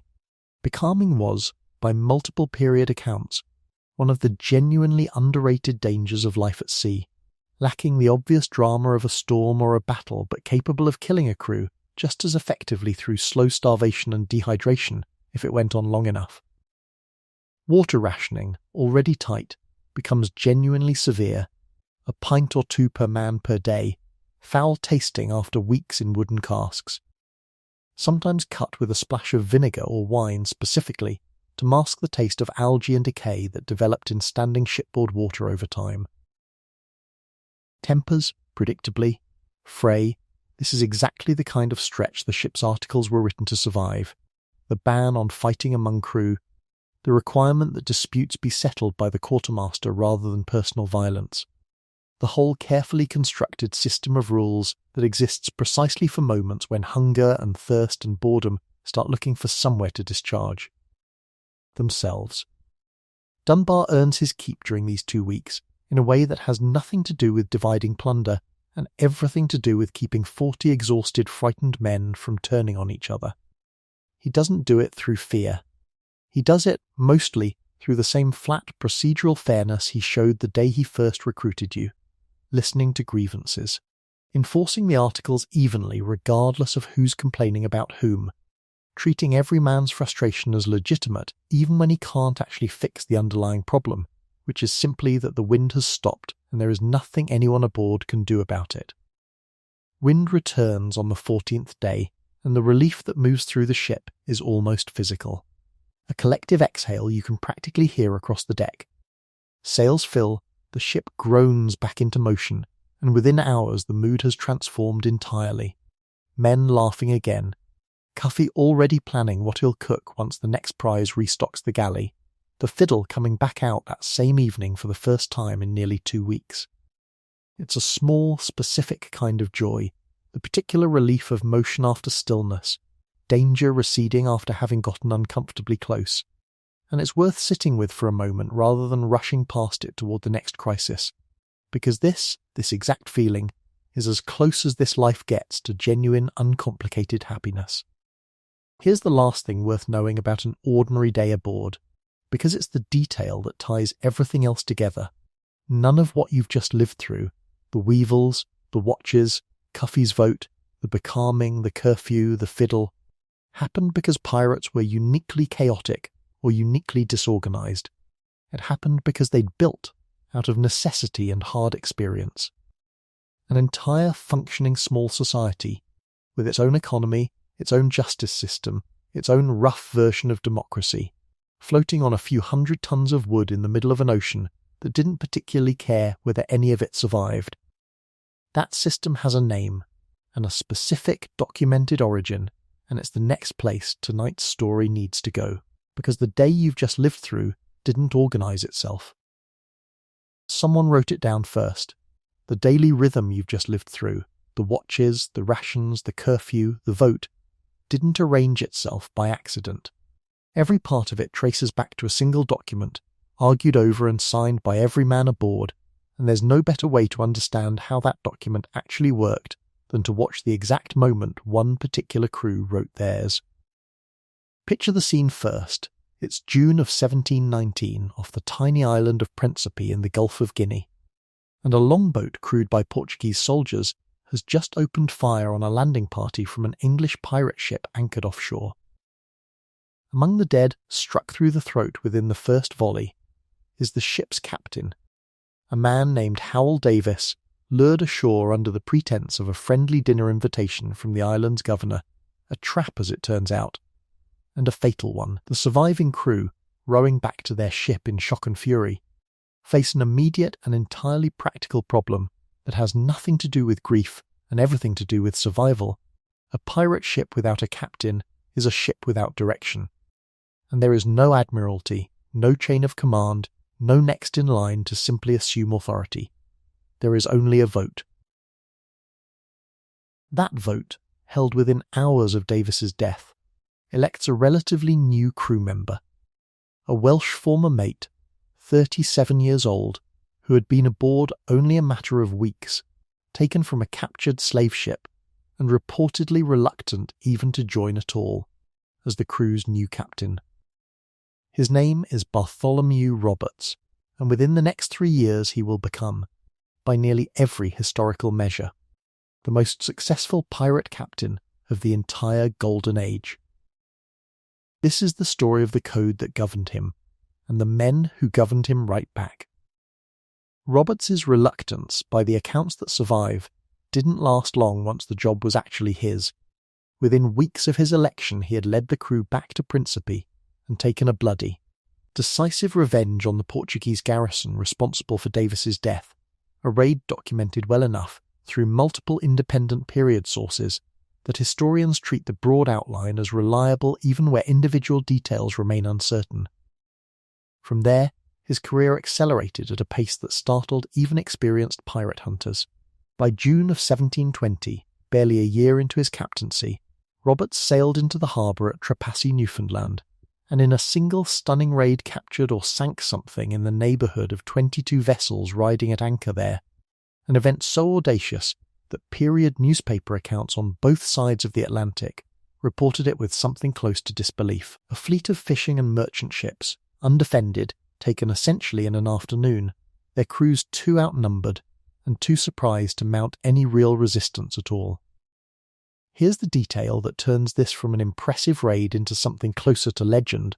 Roberts reportedly sailed into the harbour with drums beating and colours flying, making no attempt whatsoever at stealth, because by this point in his career, reputation alone had become a weapon nearly as effective as his cannon. Ships that might otherwise have fought simply didn't, having already heard enough about who was coming. It's the same underlying logic as the flag from earlier in tonight's story, scaled up to an entire harbour full of vessels at once, fear, cultivated and maintained carefully over months, doing work that would otherwise have cost considerable pirate blood to accomplish by force. Within days of the Trepassey raid, by several period accounts, Roberts's crew had also captured a large French warship, rammed her with dozens of guns, and renamed her the Royal Fortune, the first of several ships to carry that name across his career, each one bigger and better armed than the last, a small recurring habit that says something about a man who apparently intended, from fairly early on, to keep winning for as long as the arithmetic allowed it. The turning point in Roberts's career, if the sprawling arc of it can be said to have just one, came roughly a year later, in early 1721, off the West African coast near what is now Sierra Leone. There, in a genuinely tense standoff, Roberts's crew came within a hair's breadth of outright mutiny over a dispute concerning a captured French vessel and how her considerable cargo of enslaved people and trade goods ought to be divided. A dispute serious enough that period accounts describe armed factions briefly forming on opposite sides of the deck, cutlasses drawn. The entire hard-won structure of the ship's articles genuinely at risk of collapsing into exactly the kind of violent chaos it existed to prevent. What happened next says as much about the code as anything else in tonight's story. Rather than resolving the dispute through force, the matter was put, formally, to the quartermaster, and then to a full crew vote, following the article's own established procedure to the letter, even under this kind of extreme pressure. The vote held. The ship didn't fracture. It's a small, undramatic ending to what could easily have become a bloodbath, and that undramatic quality is precisely the point. A system genuinely worth having is one that holds even when everyone involved is furious, frightened and armed. Not just when circumstances are calm enough that following the rules costs nothing. Here's what almost never makes it into the popular telling of pirate history. The written articles a crew like Roberts's operated under were not a novel invention of the Golden Age. They descended, with real documented continuity, from an older buccaneer tradition going back to the mid-1600s, when French and English raiders operating out of Caribbean bases like Tortuga and Port Royal developed their own systems of shared risk and shared reward, partly recorded in a 1678 account by a former buccaneer named Alexandre Excomelin, whose book on buccaneer life remains one of the earliest surviving descriptions of exactly this kind of negotiated written agreement among men with no other legal system to fall back on. The core problem the article solved was a genuinely difficult one. How do you organise dozens of armed, desperate men, many of them forced or coerced into service, none of them bound by conventional loyalty to a crown or a company, into something capable of functioning as a fighting unit for months at a stretch, without collapsing into chaos or open mutiny?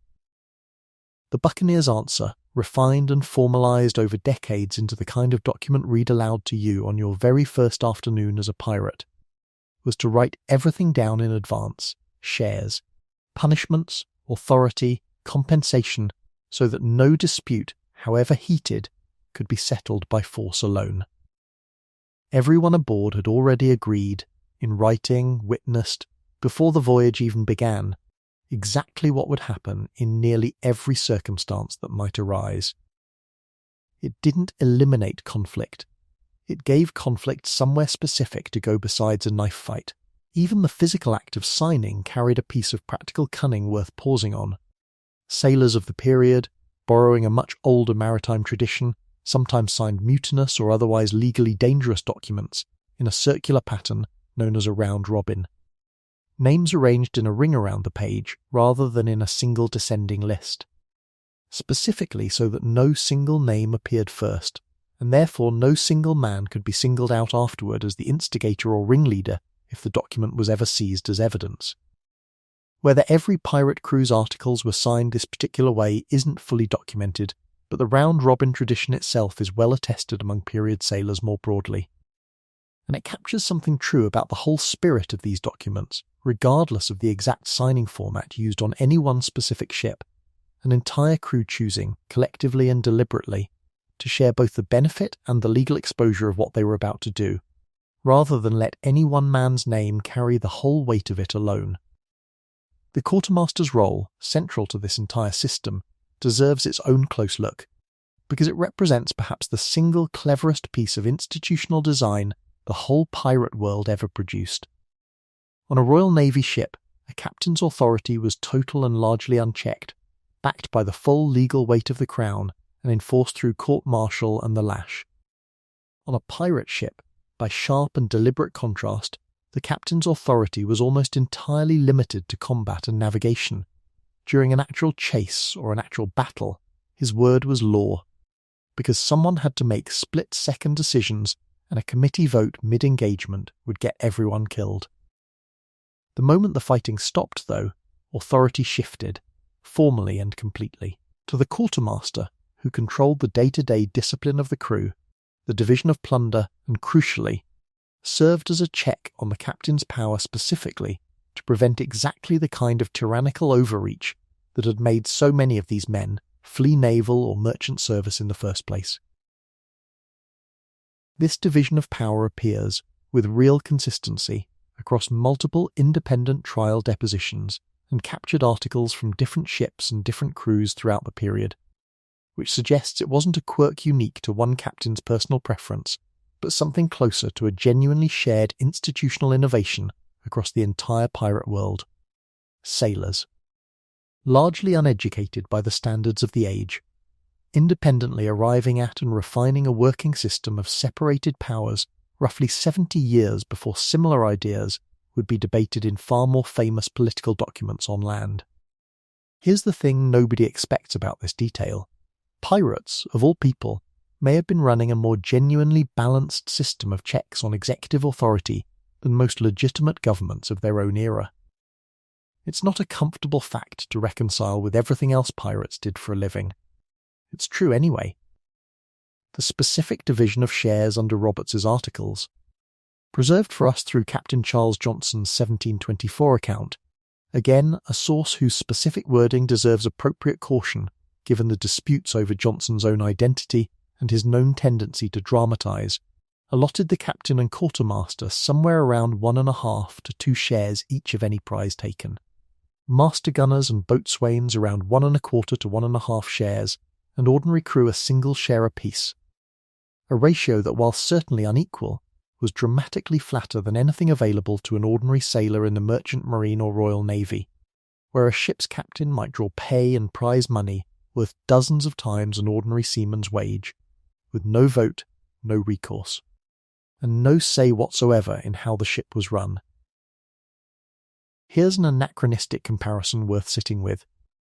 Imagine a modern company where the CEO earns perhaps double what the newest employee earns, where every employee gets an equal vote on who holds that CEO position, and where the CEO can be removed by majority vote at essentially any time for poor performance. No functioning 18th century institution on land looked remotely like that. A pirate ship, built entirely by outlaws with no interest in political theory, functionally did. It's worth being honest about the limits of this comparison too. This was still a violent criminal enterprise, its equality purchased through robbery and its employment frequently involuntary. But the internal structure, once a man was aboard, really was closer to a rough workplace democracy than to anything else afloat in 1720. The gambling ban, mentioned briefly earlier in tonight's story, deserves a specific example rather than staying an abstraction, because its enforcement tells you something real about how seriously these articles were taken, even over matters that seem almost trivial by comparison to mutiny or theft. Surviving trial depositions describe crews where men caught gambling for money below decks were docked a portion of their next share, a genuinely meaningful financial penalty for an ordinary crewman living voyage to voyage, and where repeat offenders faced flogging under the same 40 lashes, save one convention used for more serious offences. The logic behind the rule, as period accounts explain it, wasn't puritanical distaste for gambling itself. Pirates were not, on the whole, a notably puritanical population, but a hard-won, practical understanding that unpaid gambling debts among armed men living in close quarters for months at a stretch had a well-documented tendency to end in exactly the kind of below-decks knife fight the entire system of written articles existed to prevent. A rule against cards, in other words, was really a rule about keeping 40 armed men from killing each other over a bad hand. The compensation scale for injuries, foreshadowed earlier in tonight's story through Jonas Kettle's own accident, is worth laying out in its full documented detail here, because the specificity of it is genuinely remarkable. According to the articles preserved through Johnson's account, again treated with appropriate historical caution, but broadly corroborated by other period sources describing similar systems on other ships, the loss of a right arm was compensated at 600 pieces of 8 or 6 enslaved people, paid from the common stock before any other division of plunder occurred. The loss of a left arm ran to 500 pieces of 8, a leg 500, an eye or a finger 100. These numbers should be read with real discomfort, and it's worth naming that discomfort directly rather than passing over it. The inclusion of enslaved people as a unit of monetary value alongside coin is a stark, ugly reminder that even a system built partly on internal equality among its own crew remained fully entangled in and complicit with the broader Atlantic economy of slavery that surrounded it on every side. The fairness pirates extended to each other did not extend, categorically, to the people they sometimes bought, sold, or captured along the way. Set against that necessary discomfort, the underlying principle that a wounded man's body had a defined, guaranteed, promptly paid value, honoured ahead of the captain's own larger share, was still strikingly progressive by the standards of any conventional maritime institution of the era. A Royal Navy sailor maimed in service could, in theory, eventually access a pension through something called the Chatham Chest, a fund established as early as 1590 to support injured sailors, but in practice, period accounts describe the fund as chronically underfunded, riddled with fraud and delay, and often simply inaccessible to the men who most needed it. A pirate crew's version, brutal and morally compromised as its broader context was, paid out immediately, in full, from money the whole crew had personally just risked their lives to take. Punishment under the articles operated with a formality that again tends to surprise people expecting pure chaos.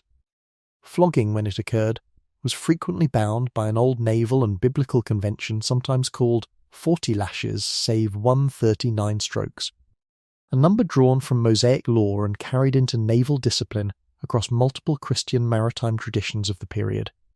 A specific, almost bureaucratic limit placed on what could otherwise have been an entirely arbitrary punishment. Disputes between crew members were, per multiple documented articles, required to be settled not by private violence aboard ship, but by a formal duel conducted ashore, under the supervision of seconds, following rules borrowed loosely from the codes of honour observed by gentlemen on land, a genuinely strange detail. Outlaws borrowing the etiquette of the aristocracy they'd otherwise rejected. Entirely, apparently because even outlaws recognised the value of taking violence off a crowded wooden deck and putting some structure around it instead. Captains, too, faced formal consequences for failures of leadership, and the historical record preserves several specific documented instances of exactly this happening. Crews deposed captains for cowardice, for excessive cruelty toward the crew itself, for poor navigation that endangered the ship, and, in at least one well-documented case, for being too closely associated with drink to be trusted during an engagement. The mechanism was always the same, a vote, conducted with the same procedural seriousness as the original election.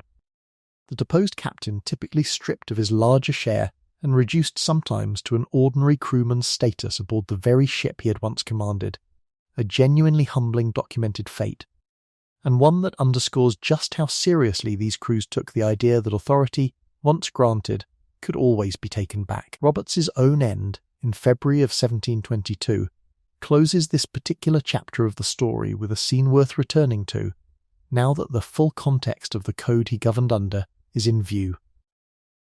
Cornered off Cape Lopez by Swallow, a Royal Navy vessel that had spent months specifically hunting him down, Roberts was killed within the opening minutes of the engagement, struck in the throat by grapeshot, while still standing on deck in his customary crimson coat, directing his ship's defence. Per his own documented standing instructions, given to his crew precisely because he had apparently always understood exactly how this life was likely to end, his body was immediately weighted and thrown overboard in full uniform, rather than left for capture and public display. His crew, roughly 270 men strong at the time of his death, surrendered within hours, and the trial that followed at Cape Coast Castle that April remains, by most historical accounts, the largest single mass trial of pirates ever conducted by any court. 52 men hanged, dozens more sentenced to indentured servitude in West Africa, and a genuine number acquitted specifically on the strength of forced man testimony, corroborated by exactly the kind of witness accounts and physical evidence, who had touched which flag, who had signed the articles under duress, who had fought and who had hidden below, that we've already spent real time with tonight.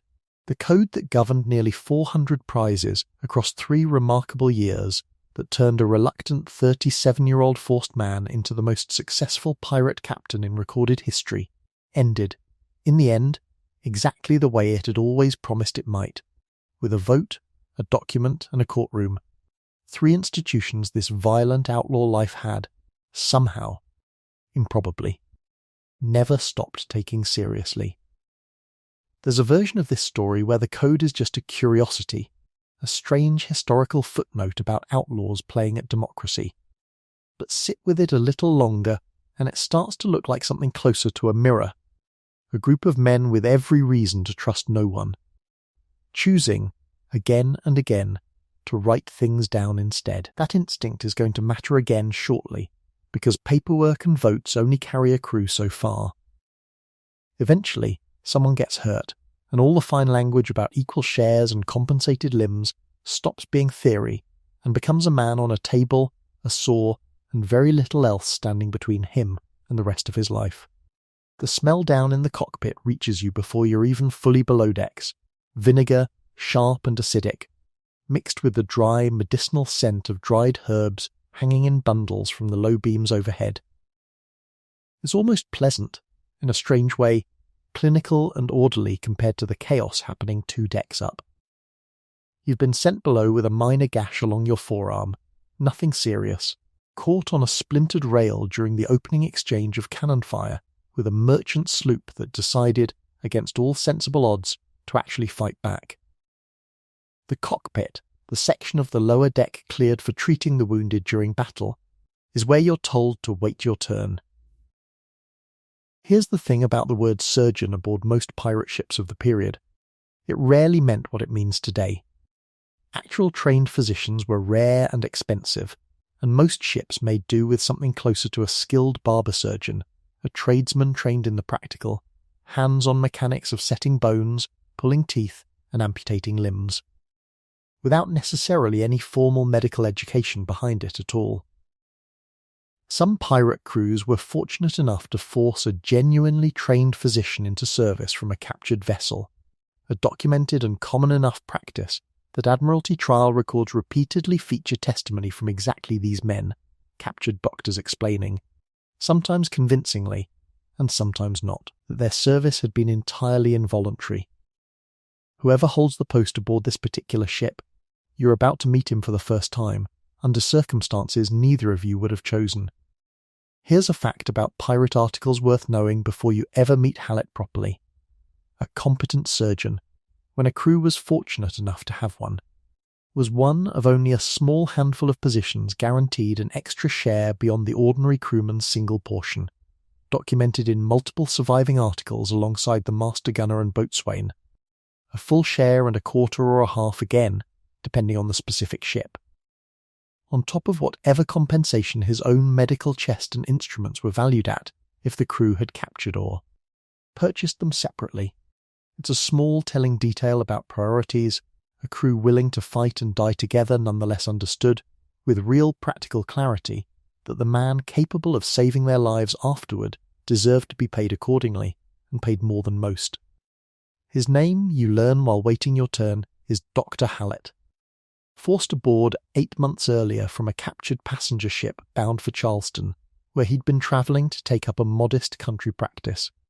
He's perhaps 45, precise in his movements in a way that stands out sharply against the general chaos of the ship, and he works through the growing line of wounded with a calm, methodical efficiency that you find, oddly, more reassuring than the fighting still audible above. When your turn comes, he examines your arm without ceremony, pronounces it minor, cleans it with vinegar, stinging fiercely, which he warns you about half a second too late to actually help, and stitches it closed with quick, practiced hands. You're fortunate, he tells you, already looking past you toward the next man in line. Small cuts I can manage all day. He doesn't finish the sentence, and he doesn't need to. Everyone in the cockpit already knows what the alternative looks like, because the alternative is being carried in on a section of sail used as a makeshift stretcher, and everyone in this room has seen it happen before.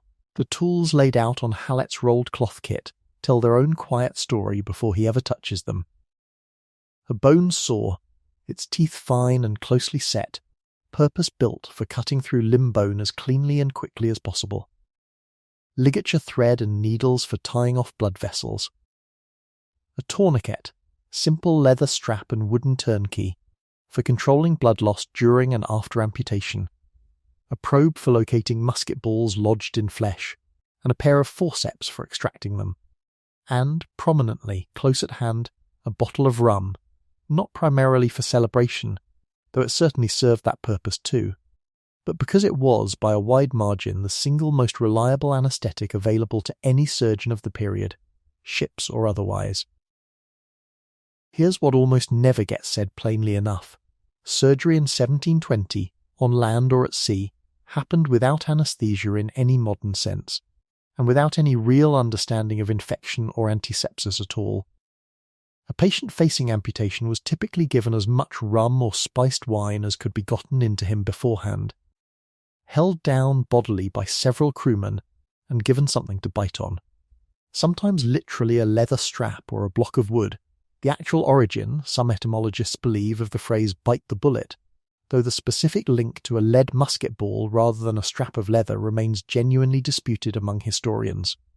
What followed was fast, brutal, and entirely dependent on the surgeon's speed and skill. Because the single greatest determinant of survival wasn't the quality of the cut, it was how quickly it was made.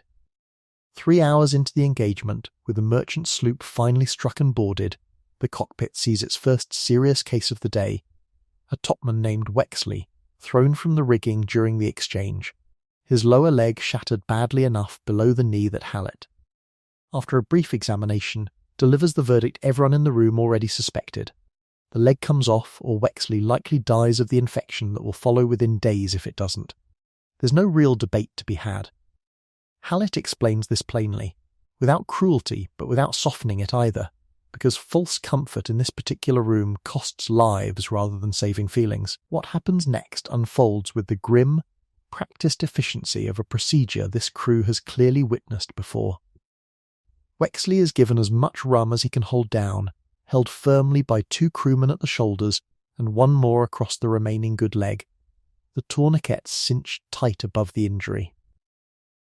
Hallett works fast, the entire amputation, by most period accounts of skilled surgeons, taking somewhere between 30 seconds and 2 minutes for the actual cutting, speed being not a luxury but the entire point, since a slower surgeon meant more time for shock and blood loss to do their own separate damage, regardless of how clean the eventual cut turned out to be.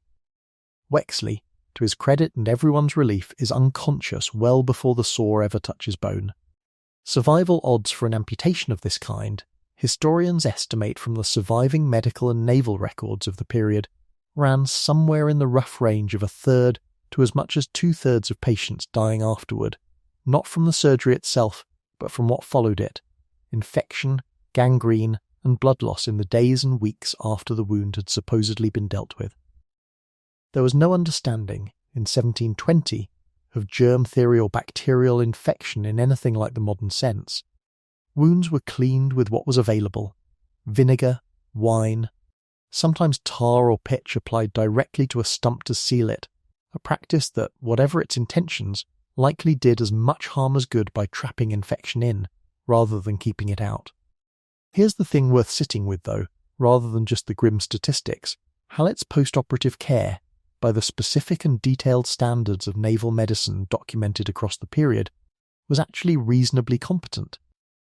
He keeps Wexley's stump clean, changes the dressing regularly, watches carefully for the telltale smell and discoloration that signalled infection setting in, and, in a detail that separates a genuinely skilled ship surgeon from a merely willing amateur, knows when a second, higher amputation is necessary to save a patient's life if infection does take hold in the tissue below the original cut.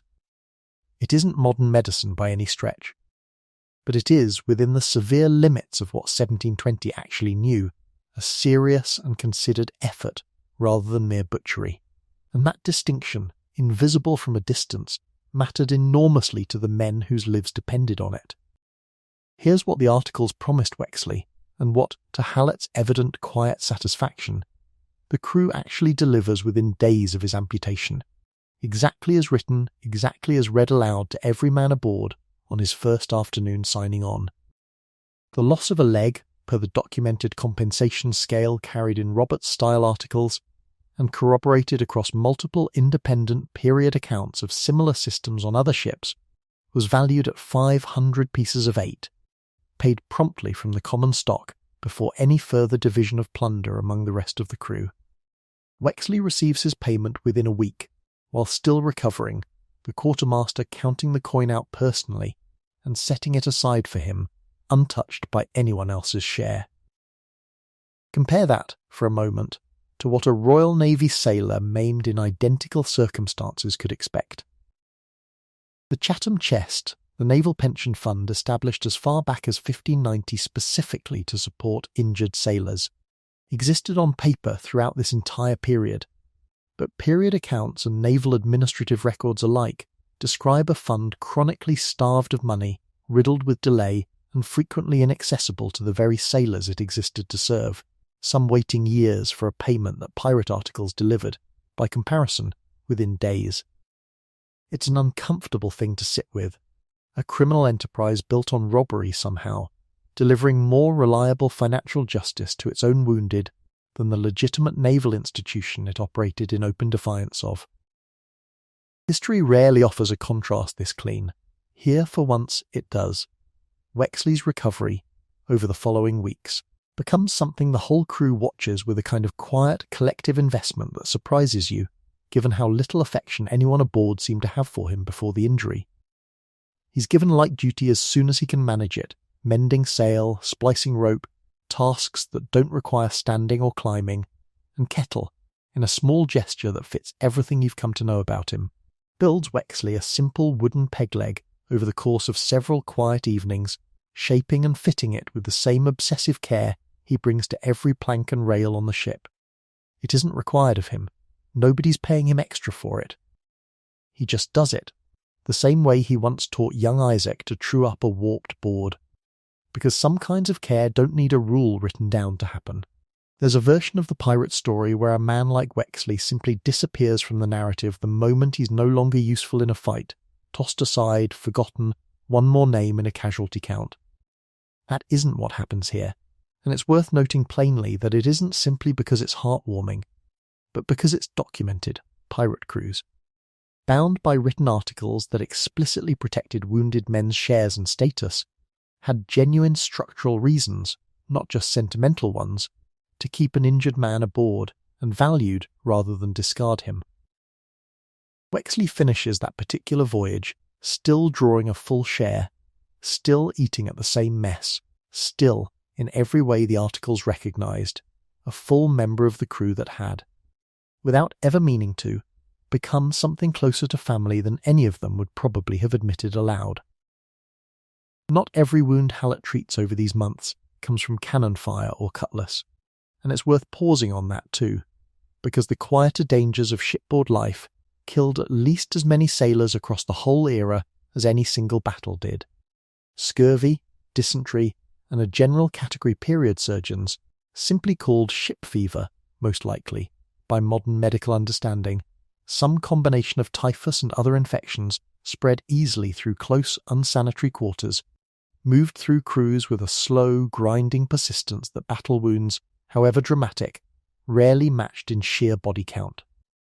Hallett keeps a careful private ledger, you learn, of every man he's lost to disease rather than violence since his capture, a number that, by his own quiet admission one evening, considerably exceeds the number lost to actual fighting.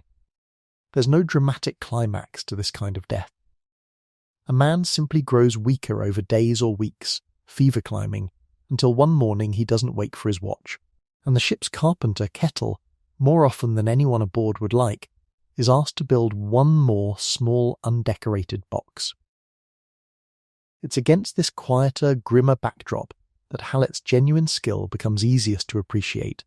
He pushes, wherever the ship's stores allow it, for fresh provisions at every opportunity, understanding, even without the modern vocabulary of vitamin deficiency, that men who ate fresh fruit and vegetables when they could get them simply seemed to sicken less than men who didn't. It's an observation dating back, in various forms, to ship's surgeons for well over a century by this point, even without any agreed scientific explanation for why it worked. Hallett doesn't need the explanation. He's watched the pattern hold often enough to trust it, and trusts it enough to argue, sometimes forcefully, with a quartermaster more focused on rum and salt beef than fresh greens. The mental toll of this life, harder to document than a missing limb but no less real for the difficulty, shows up in the historical record mostly in fragments, a line in a deposition here, a captain's log entry there, describing men who in modern language we'd likely recognise as suffering something close to what we now understand as trauma. Sailors who startled violently at sudden sounds long after a battle had ended. Men who drank far past what even a notoriously hard drinking profession considered normal, apparently chasing something other than simple pleasure. Hallett himself, in a rare unguarded moment one quiet evening, tells you he's begun to lose count of how many amputations he's performed since his capture, and that the number, whatever it actually is, bothers him considerably more than he expected it to when this whole ordeal first began. There was no name for this in 1720, no framework anyone aboard had access to for understanding what months of violence, fear, and improvised surgery does to a person's mind over time. What there was, instead, was rum, community, the strange dark humour that runs through every corner of this ship, and, for men fortunate enough to have one, a friend who noticed when something had shifted and didn't press too hard about it. It isn't treatment, not in any sense we'd recognise today, but it's something, and something, on a ship this far from anything resembling proper care, was frequently all there was. Weeks later, with the ship several hundred miles further along its course, and Wexley firmly settled into his new role aboard, Hallett is called to testify, not aboard ship, but months afterward, in an Admiralty courtroom, following the eventual capture of this particular crew by a Royal Navy patrol that finally caught up with them off the Carolina coast. His deposition, preserved in the surviving trial record, describes in careful, specific detail exactly how he came to be aboard, exactly how many operations he performed under exactly what degree of coercion, and exactly which crew members had, in his professional observation, treated the wounded with genuine care versus which had not. It's precisely the kind of testimony that decided, case by case, who among a captured pirate crew went home and who did not. Hallett's own fate, based on the surviving fragments of the record, is a genuinely fortunate one, acquitted on the strength of his own careful testimony and corroborating statements from multiple crew members, including notably Wexley himself, who by all accounts spoke plainly and at some length about the debt he felt he owed the man. It's a small, quiet resolution to a story that could easily have ended far worse, for both of them, and it's worth holding on to exactly because it's quiet. Not every pirate story ends in a battle or a gallows. Some simply end in a courtroom, a careful deposition, and a doctor going home to the modest country practice he'd been travelling toward all along. Roughly a year later than he'd originally planned, Isaac, the powder monkey you met keeping time with the ship's sandglass a few chapters back, turns out to have his own small connection to this particular thread, one worth pausing on before we leave Hallett's story behind. It's Isaac who first finds Wexley in the rigging that morning, shouting for help before anyone else has fully registered what's happened, and it's Isaac, in the weeks that follow, who takes it upon himself, entirely unasked, to bring Wexley his meals during the worst of the recovery, when standing to collect his own ration is still more than the man can manage. Nobody assigns him this task. He simply does it. The same quiet, undramatic kindness that seems to run through this particular ship like a thread nobody wrote into the articles, but everyone somehow honours anyway, a 14-year-old boy forced into this life himself, choosing to make it slightly less brutal for the man beside him, because he can. And because, in whatever small way, a boy that age understands the world. It seems like the right thing to do. It's the kind of detail no Admiralty court ever asked about, and no trial record ever preserved. It happened anyway, in a cramped berth below decks, witnessed by nobody who thought to write it down. One last figure from this thread deserves a final mention before we move on. The old second mate from the very first night of this story, the one who declined Dunbar's offer and was left, unharmed, aboard his own ship. Word reaches you, months later, second-hand and unconfirmed the way most news travels aboard a ship this far from anywhere, that he made it home to Bristol safely, told his story at every dockside tavern willing to buy him a drink for it, and never went back to sea again. It's a small, unremarkable ending, and that's rather the point of including it.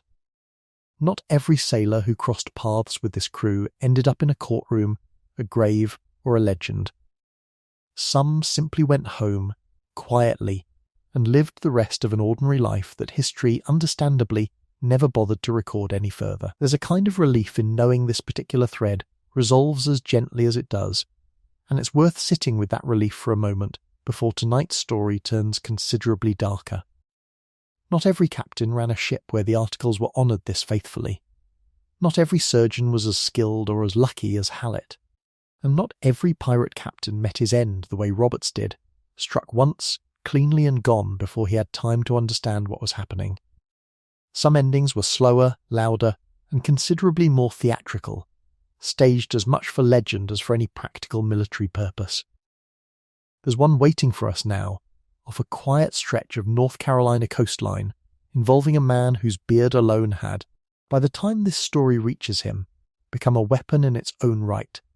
The dawn breaks grey and still over Ocracoke Inlet on the morning of November 22nd, 1718. The water flat calm in a way that will matter enormously within the hour, and two small Royal Navy sloops, the Ranger and the Jane, are creeping cautiously through the shallows toward a single anchored vessel that has, for the better part of 2 years now, made this stretch of North Carolina coast effectively its own private territory. Aboard the lead sloop stands Lieutenant Robert Maynard, a career naval officer commissioned specifically for this mission by Virginia's governor, Alexander Spotswood, who has personally posted a bounty of £100 on the head of the man anchored ahead of them. A sum, for context, worth roughly 10 years of an ordinary sailor's wages, and a fairly precise measure of exactly how much this one man had come to worry the authorities of an entire colony. The man is Edward Teach. History remembers him as Blackbeard, and by the time Maynard's sloops closed the final distance that morning, he has already spent roughly 2 years transforming himself, quite deliberately, from an ordinary sailor into something closer to a living myth. And this morning, that myth is about to collide, in the most literal sense possible. With a determined young lieutenant and 30-odd armed sailors crammed into 2 shallow-draught sloops specifically chosen for these exact waters. Teach, aboard his own sloop the Adventure, watches them approach with what surviving accounts describe as a kind of grim, almost theatrical calm, already, by several later testimonies, well into a night of hard drinking that had, by his own reported remark to a companion the evening before, left him entirely unconcerned about whether he lived to see another sunrise. Teach's origins remain, by the honest standards of careful history, genuinely uncertain, and it's worth saying so plainly, rather than presenting any single account as settled fact.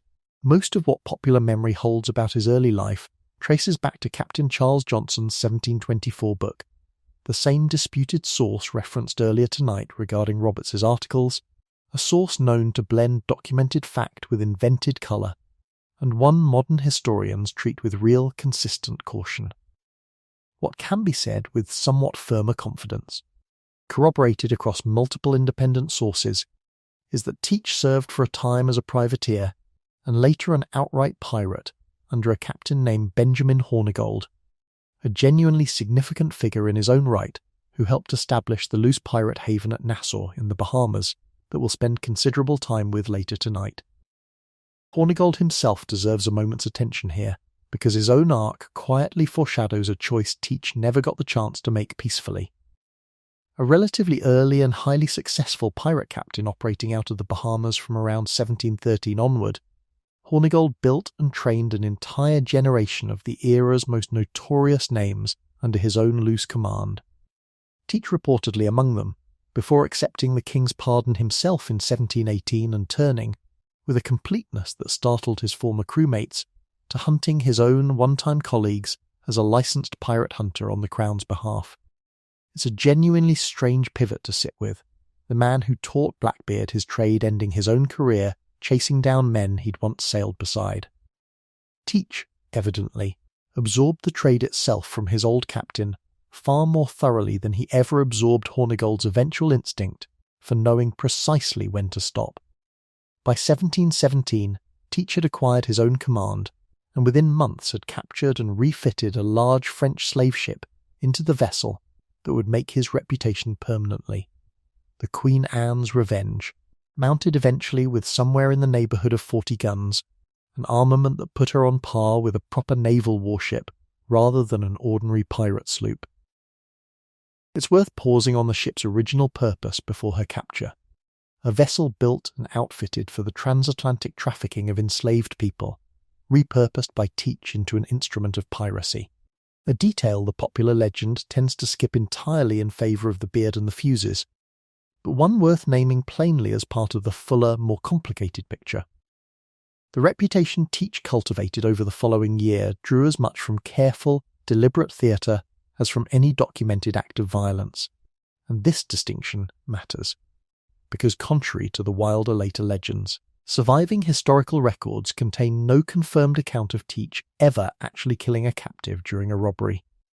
What he did instead, with what appears to have been genuine showmanship, was construct an appearance calculated to make violence entirely unnecessary.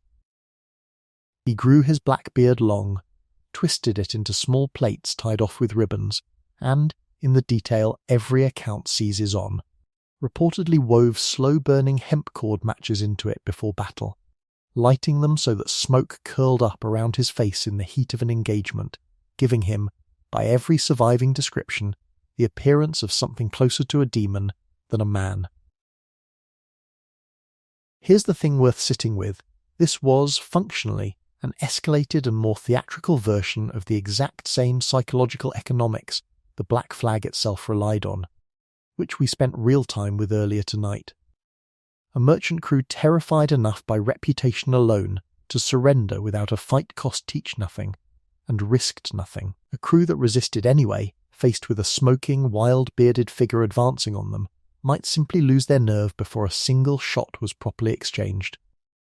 It's a strange, dark kind of showmanship, effective specifically because it made bloodshed less likely rather than more, even as it built one of the most genuinely terrifying reputations of the entire Golden Age. In May of 1718, Teach's reputation reached its practical peak with an audacious blockade of Charleston Harbour in South Carolina, the Queen Anne's Revenge, and several smaller consort vessels anchoring directly at the harbour mouth for nearly a week, seizing incoming and outgoing ships one after another, and, in a move that shocked the entire colony, taking several prominent Charleston citizens hostage, demanding not gold or silver, but a chest of medicine as ransom, most likely for treating venereal disease that had apparently begun spreading seriously through his crew.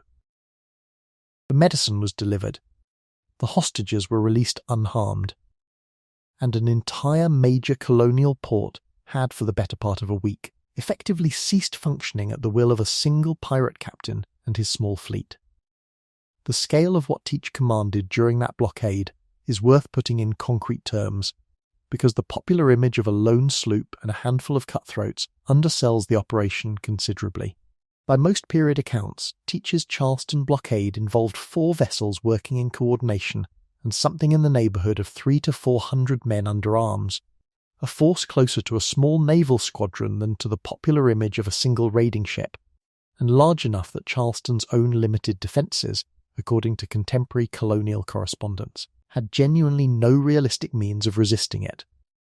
This is worth remembering the next time the word pirate conjures an image of a lone ship on the horizon. At his peak, Teach commanded something closer to a private fleet, and an entire well-established Atlantic port city simply had no answer for it beyond paying what he asked and waiting for him to leave.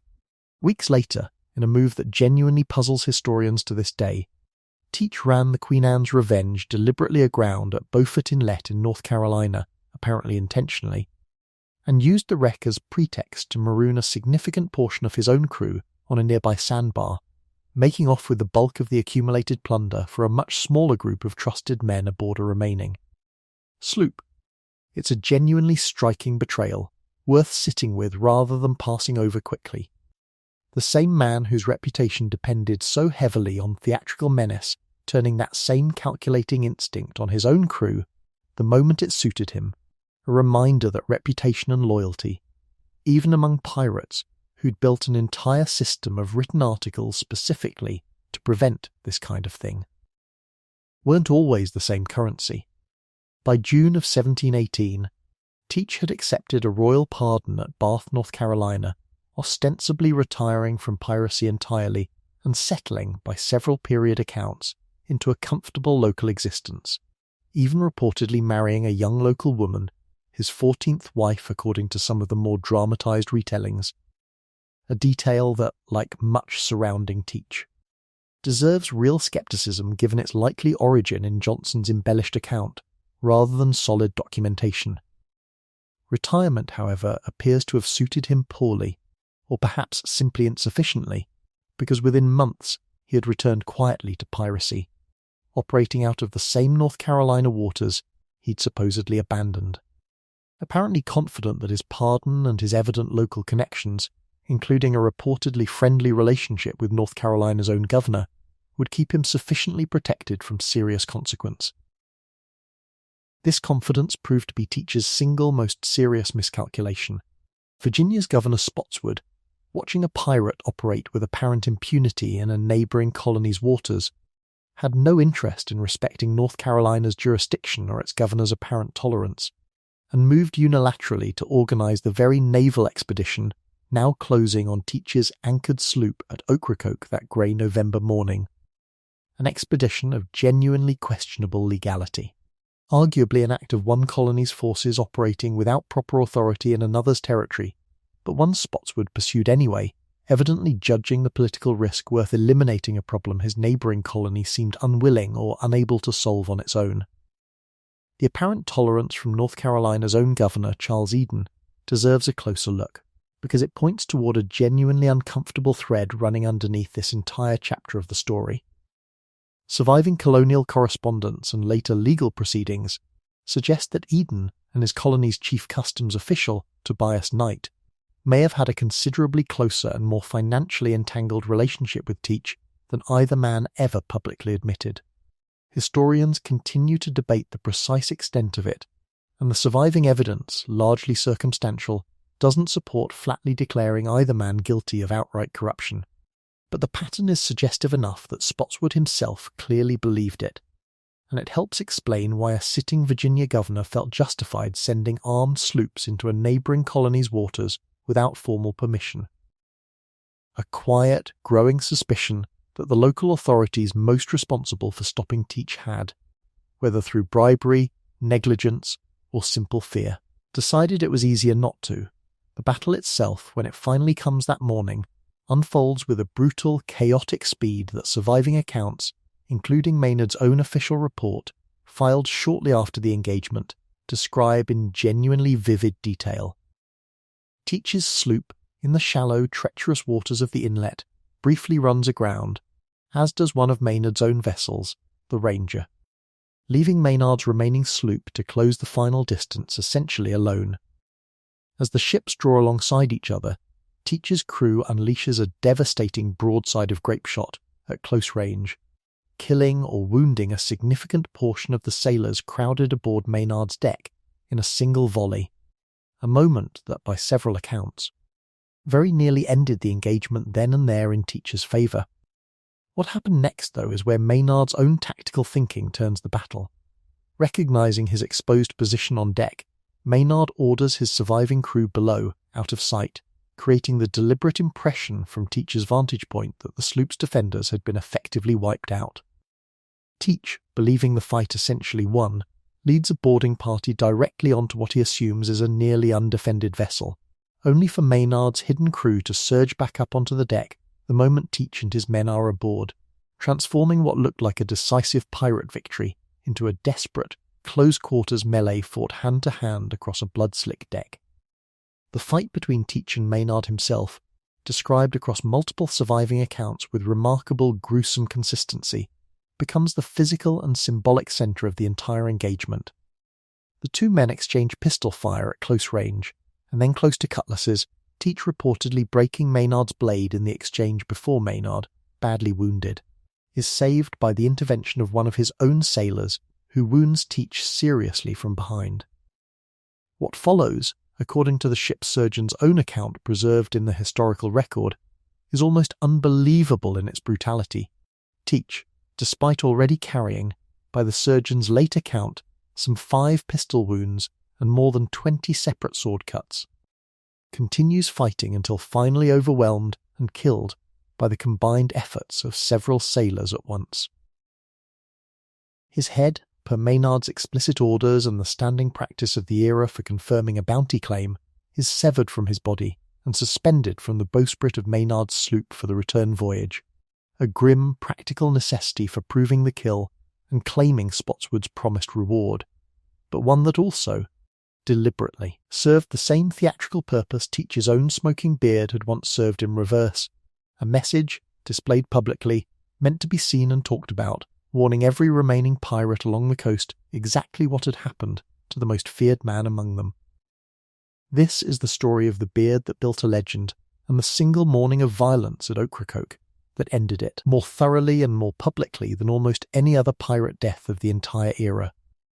Teach's death, rather than ending his story, arguably began the more durable half of it. Within 6 years, Captain Charles Johnson's 1724 account had transformed a genuinely skilled calculating pirate captain into something closer to pure legend. The smoking beard, the 14 wives. Colourful invented dialogue attributed to him with no real documentary support, and, most enduringly of all, persistent stories of buried treasure that Teach himself, by every serious historical account, almost certainly never actually buried anywhere, preferring instead, like nearly every pirate of his era, to spend his money quickly and visibly rather than hoard it against some uncertain future. The buried treasure myth deserves to be named clearly as myth here rather than left ambiguous. No credible historical evidence supports the popular image of Teach or any major Golden Age pirate systematically burying treasure caches for later recovery. It survives in popular memory anyway, because a good story, once told often enough, tends to outlast the more mundane truth it replaced. What actually survives Teach beyond the legend is a more sobering set of facts. A career spanning barely 2 years from his first documented command to his death, a body count from his own hand that historical records suggest was considerably smaller than his reputation implied, and a death that, brutal as it was, effectively ended large-scale organised piracy along the North Carolina coast. Within a matter of months, as the very reputation that had once protected him became, after Ocracoke, a cautionary tale told in every port from Charleston to Boston about exactly how these stories tend to end. Maynard himself, for what it's worth, received considerably less personal reward for the victory than the legend might suggest, a modest promotion, and a share of the bounty split among his whole crew rather than any great personal fortune, a quietly unglamorous coda for the man history remembers as having ended Blackbeard's career in a single violent morning. The wreck was, notably, identified in large part through her ballast stones and the sheer number and calibre of cannon recovered from the site, physical details that matched period accounts of the ship's armament closely enough that North Carolina's own state archaeologists eventually confirmed the identification with reasonable, though not absolute, confidence, a caveat honest researchers still attached to the site even today. The Queen Anne's Revenge, run aground and abandoned at Beaufort Inlet, more than 2.5 centuries earlier, wasn't lost to history in any final sense either. In November of 1996, a private research team located a wreck off the North Carolina coast that has since been identified through an extensive and still ongoing program of careful marine archaeology as very likely being Teacher's own flagship, resting in shallow water almost exactly where period accounts placed her loss. Cannons, anchors, navigational instruments, and thousands of smaller artifacts have been recovered since, examined, and in many cases put on public display at a dedicated conservation lab and museum in North Carolina, transforming a legend built largely on a disputed 1724 book into something considerably rarer, a genuine, physical, scientifically documented site. Still slowly giving up its details, still actively studied nearly 300 years after the ship herself went down. There's a particular kind of wonder in that, worth sitting with for a moment, the same coastline that watched a man's severed head hang from a bowsprit in 1718, now hosts researchers in wetsuits, carefully brushing sediment away from a cannon, piecing together fact from legend one small patient discovery at a time. There's something worth sitting with before tonight's story leaves Teach behind in the sheer gap between the man and the myth he became.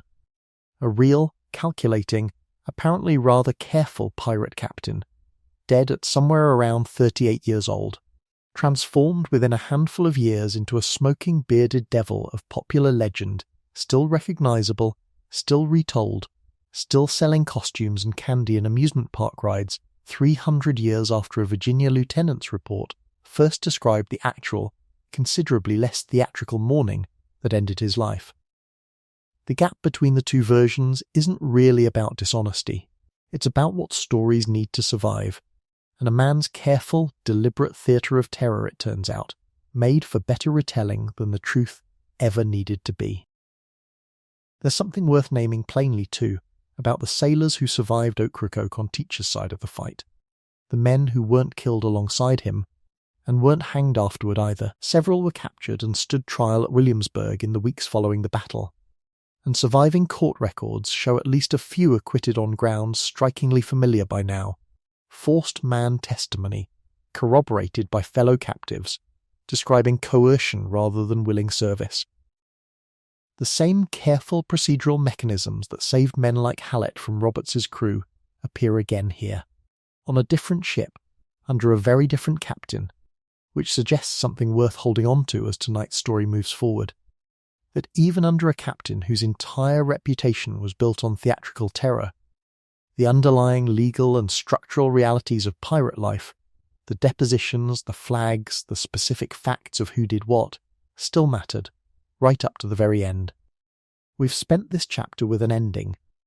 It's worth turning now toward what happens after the fighting stops entirely, toward the strange, unglamorous business of coming ashore, spending what little you've actually earned, and discovering just how quickly a pirate's fortune, however hard won, has a habit of disappearing again. The smell of the beach reaches you long before the ship actually grounds, hot sand, salt drying on exposed rock, and underneath it all, sharp and unmistakable, the resinous tang of pine tar and pitch already being melted in cauldrons on shore. After 4 months at sea with barely a hint of solid ground underfoot, the smell alone is almost enough to make you lightheaded. And you're not the only one aboard who feels it. Around you, the whole crew has shifted into a different rhythm entirely, purposeful and almost eager despite the exhausting work everyone knows is coming. Today isn't about a prize, or a battle, or the endless small maintenance of ordinary sailing. Today, the ship is going to be careened. Here's the thing about careening that nobody explains until you're actually watching it happen.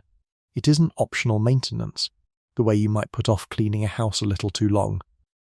It's a genuine survival necessity for a wooden ship operating in warm tropical waters, and skipping it for too long could kill the ship, and by extension everyone aboard her. Just as surely as a Royal Navy broadside could. Below the waterline, unseen and unfelt during months of ordinary sailing, teredo worms, a species of saltwater clam, despite the misleading name, that bores directly into submerged timber, had been quietly riddling the hull with tunnels for months, weakening the wood from the inside out. Invisible until the day a plank simply gave way under pressure it could no longer withstand. Careening is the only real defence against it, hauling the entire ship onto a beach at high tide, tipping her fully onto one side using ropes, blocks, and sheer coordinated muscle, exposing the whole hull below the waterline for cleaning, repair, and a fresh coating of tar and tallow to slow the worm's return. The process itself, once it actually gets underway, is exhausting, filthy, and strangely communal, all three of these things at once. Every able hand aboard, you included, whatever specialised post you might otherwise hold, is put to work scraping the exposed hull clean of barnacles, weed, and worm-riddled wood using whatever crude tools are available, usually little more than iron scrapers and sheer stubborn effort. Kettle, unsurprisingly, is at the centre of the operation, moving along the exposed hull with the same careful, methodical attention he brings to every plank aboard, identifying which sections of timber have degraded too far to save and need full replacement rather than simple cleaning and resealing. It's slow, back-breaking work under a brutal tropical sun, and by the end of the first full day, every man aboard is coated head to foot in a mixture of sweat, sand, and the sticky black residue of old tar being scraped away, a state that would be genuinely comic if everyone weren't also so thoroughly worn out. Here's an anachronistic comparison worth making. Think of careening as something like changing the oil and inspecting the undercarriage of a car that's been driven hard for months without any maintenance at all. Except the stakes of skipping it are considerably higher than an inconvenient breakdown, and the whole procedure has to be done by hand, on an open beach, by exhausted men who would very much rather be doing almost anything else. The work typically takes several days to complete properly, and every single one of those days carries a specific, well-documented danger that has nothing to do with worms or rotten timber at all. Here's the danger nobody wants to say aloud while the ship lies helpless on her side. Guns unusable. Crews scattered across an open beach with most of their weapons stacked well out of easy reach. A careened ship is, without exaggeration, the single most vulnerable a pirate crew ever became. Unable to sail, unable to fight effectively, her guns tilted uselessly towards sand or sky rather than the open water, a ship on the careen was an easy, defenceless target for any determined enemy who happened to catch her in exactly this state. And period accounts document real, specific instances of pirate crews attacked and captured or destroyed while careened, caught with their literal defences down in the most complete sense imaginable. This is why the choice of careening location mattered enormously, and why so much of the pirate world's geography, the specific bays and inlets favoured again and again across multiple crews and multiple decades, clustered around isolated defensible spots with good natural cover and clear sightlines toward open water, places like the shallow creeks around Nassau in the Bahamas, or isolated stretches of the Carolina coast, chosen specifically because a lookout posted on a nearby rise could spot an approaching sail hours before she arrived, giving a helpless, tipped-over crew at least some warning to prepare a defence, or, more often, simply to run for whatever cover the surrounding terrain offered. Dunbar, ever methodical, has posted lookouts on the highest point of land within sight before a single man touched a scraper, and keeps them rotating through the entire operation, without exception. It's the kind of quiet, unglamorous precaution that never makes it into any pirate song, and it's also, quite possibly, the single reason this particular crew has survived as many careenings as they have. By the fourth day, the ship is finally righted, reballasted, and refloated on the evening tide, her hull freshly tarred and considerably faster through the water for the effort, and the mood aboard shifts, almost instantly, from grim endurance to something closer to celebration. There's a real prize waiting to be divided from the voyage's final weeks at sea, and with the ship's most pressing maintenance finally handled, the crew's attention turns, with real and obvious enthusiasm, toward the settlement visible not far up the coast, a scattering of ramshackle buildings, taverns and warehouses that has, over the past several years, become one of the Atlantic world's most notorious informal ports, a place where a pirate crew can sell captured goods, resupply properly, and spend hard-won shares with essentially no questions asked by anyone in a position to ask them. Congratulations, you're about to experience firsthand exactly what happens when several dozen men, flush with real money for the first time in months, come ashore in a town built almost entirely around the business of relieving them of it as efficiently as possible. It's worth pausing here on just how briefly this particular kind of freedom tended to last. A merchant sailor of the period might go an entire career without ever holding more than a few shillings of disposable coin at once. A pirate crew, fresh off a successful voyage, could walk ashore holding more ready cash than most of them had ever seen in their lives, and the entire settlement around them, tavern keepers and merchants and gaming tables alike, understood perfectly well how short that window of flush pockets tended to be, and had built an entire local economy around making the most of it while it lasted. The settlement, when you finally walk its single muddy main thoroughfare properly, is louder, more crowded, and considerably more chaotic than you expected from the modest scattering of rooftops visible from the water. Taverns operate more or less continuously, day and night, and the one you and Kettle end up at, a low, sprawling structure of salvage ship's timber and palm thatch, is run by a woman named Hannah Dolliver, mid-30s, sharp-eyed, missing 2 fingers on her left hand from an accident she mentions once, in passing, and never explains further. She runs her establishment with an unmistakable authority that commands genuine respect even from hardened pirate captains passing through, serving watered rum at prices that would be scandalous anywhere else, and extending credit when she chooses to, with a memory for debts that period accounts of similar port town keepers describe as functionally better than any ledger. Hannah's establishment, like dozens of others in settlements like this one scattered across the Caribbean and further afield along Madagascar's coast, exists because of a simple, well-documented economic reality.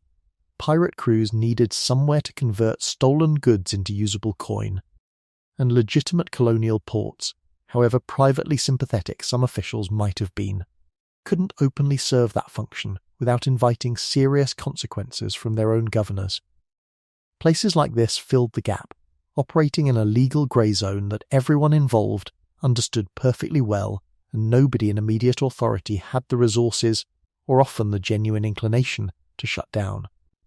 Selling the actual cargo taken during those final weeks at sea turns out to be its own small education in a trade you hadn't fully appreciated before coming ashore. A pirate crew rarely wanted the bulk of what it captured, barrels of sugar, bolts of cloth, casks of nails, for its own use, and instead relied on a loose but genuinely functional network of merchants.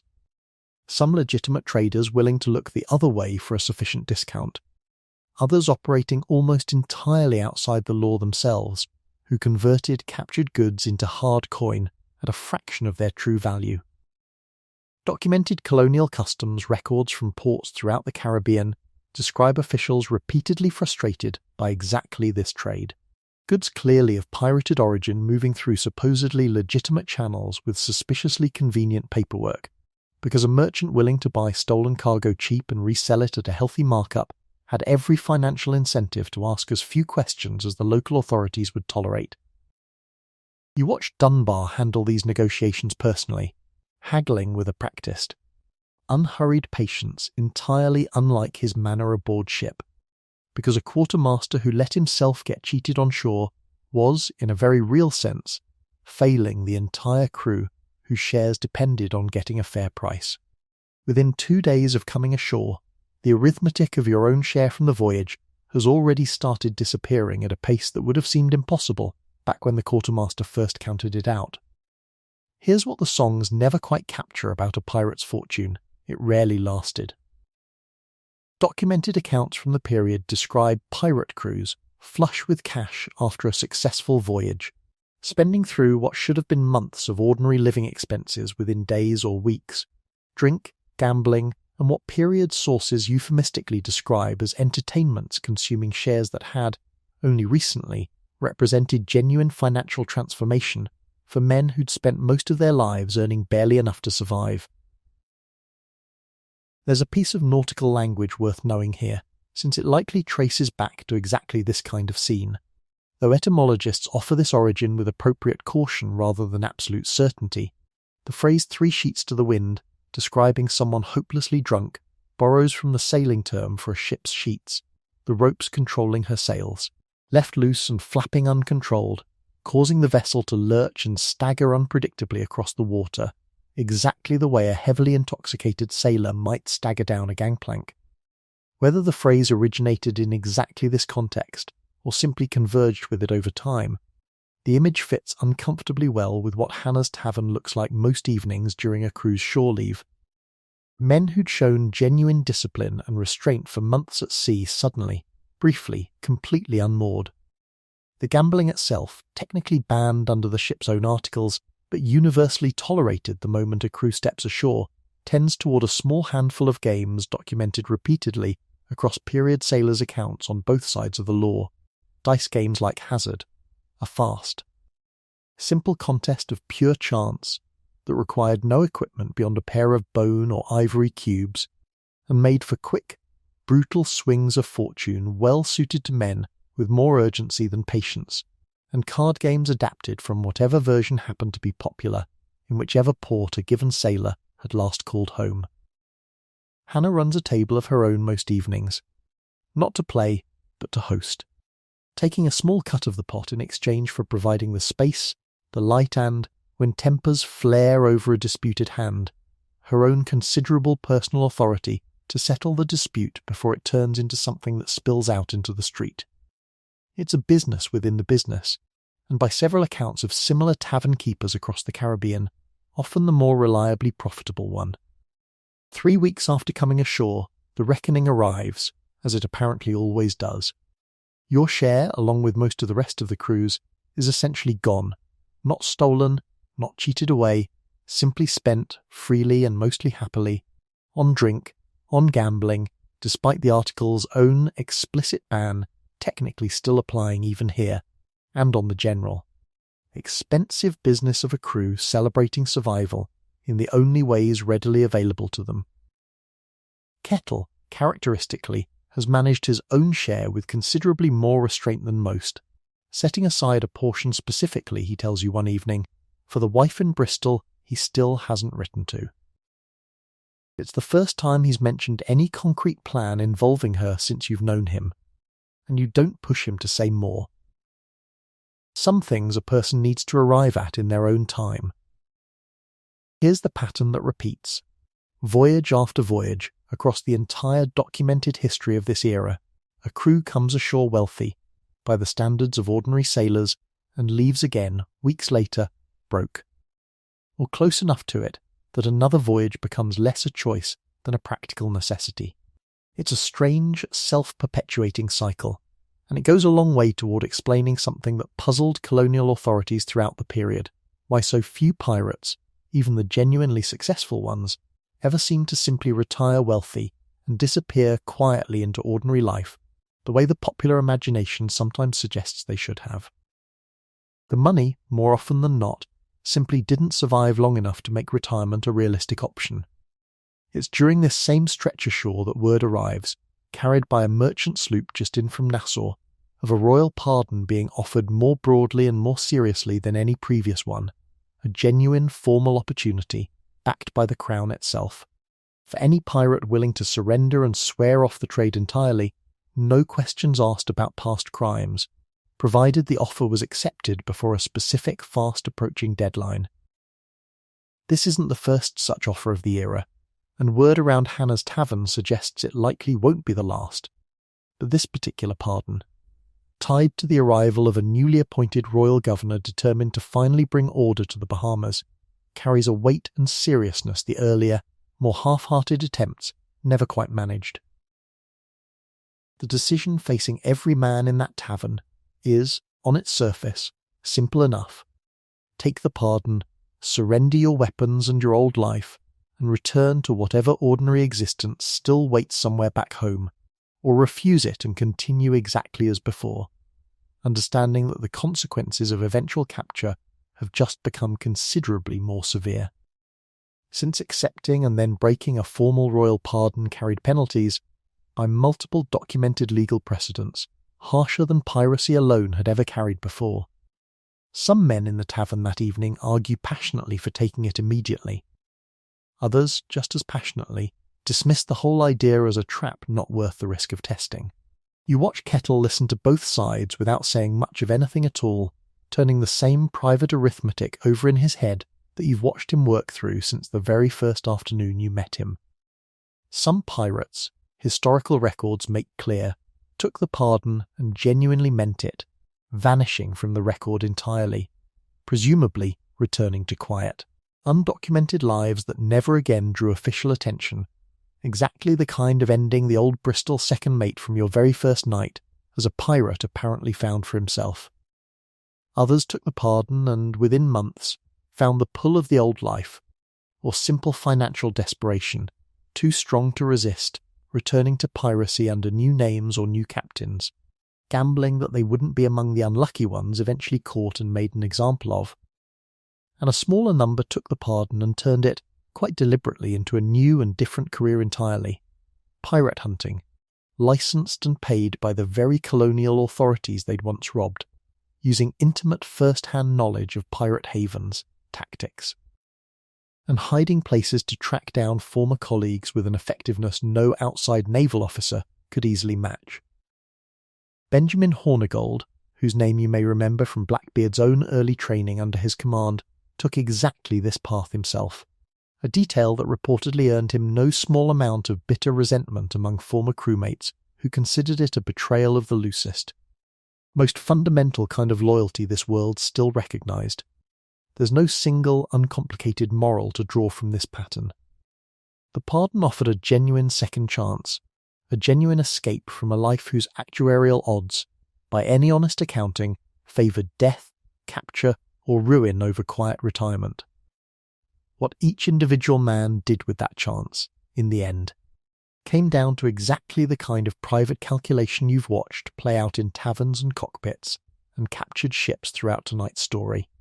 Fear weighed against habit, hope weighed against hard experience.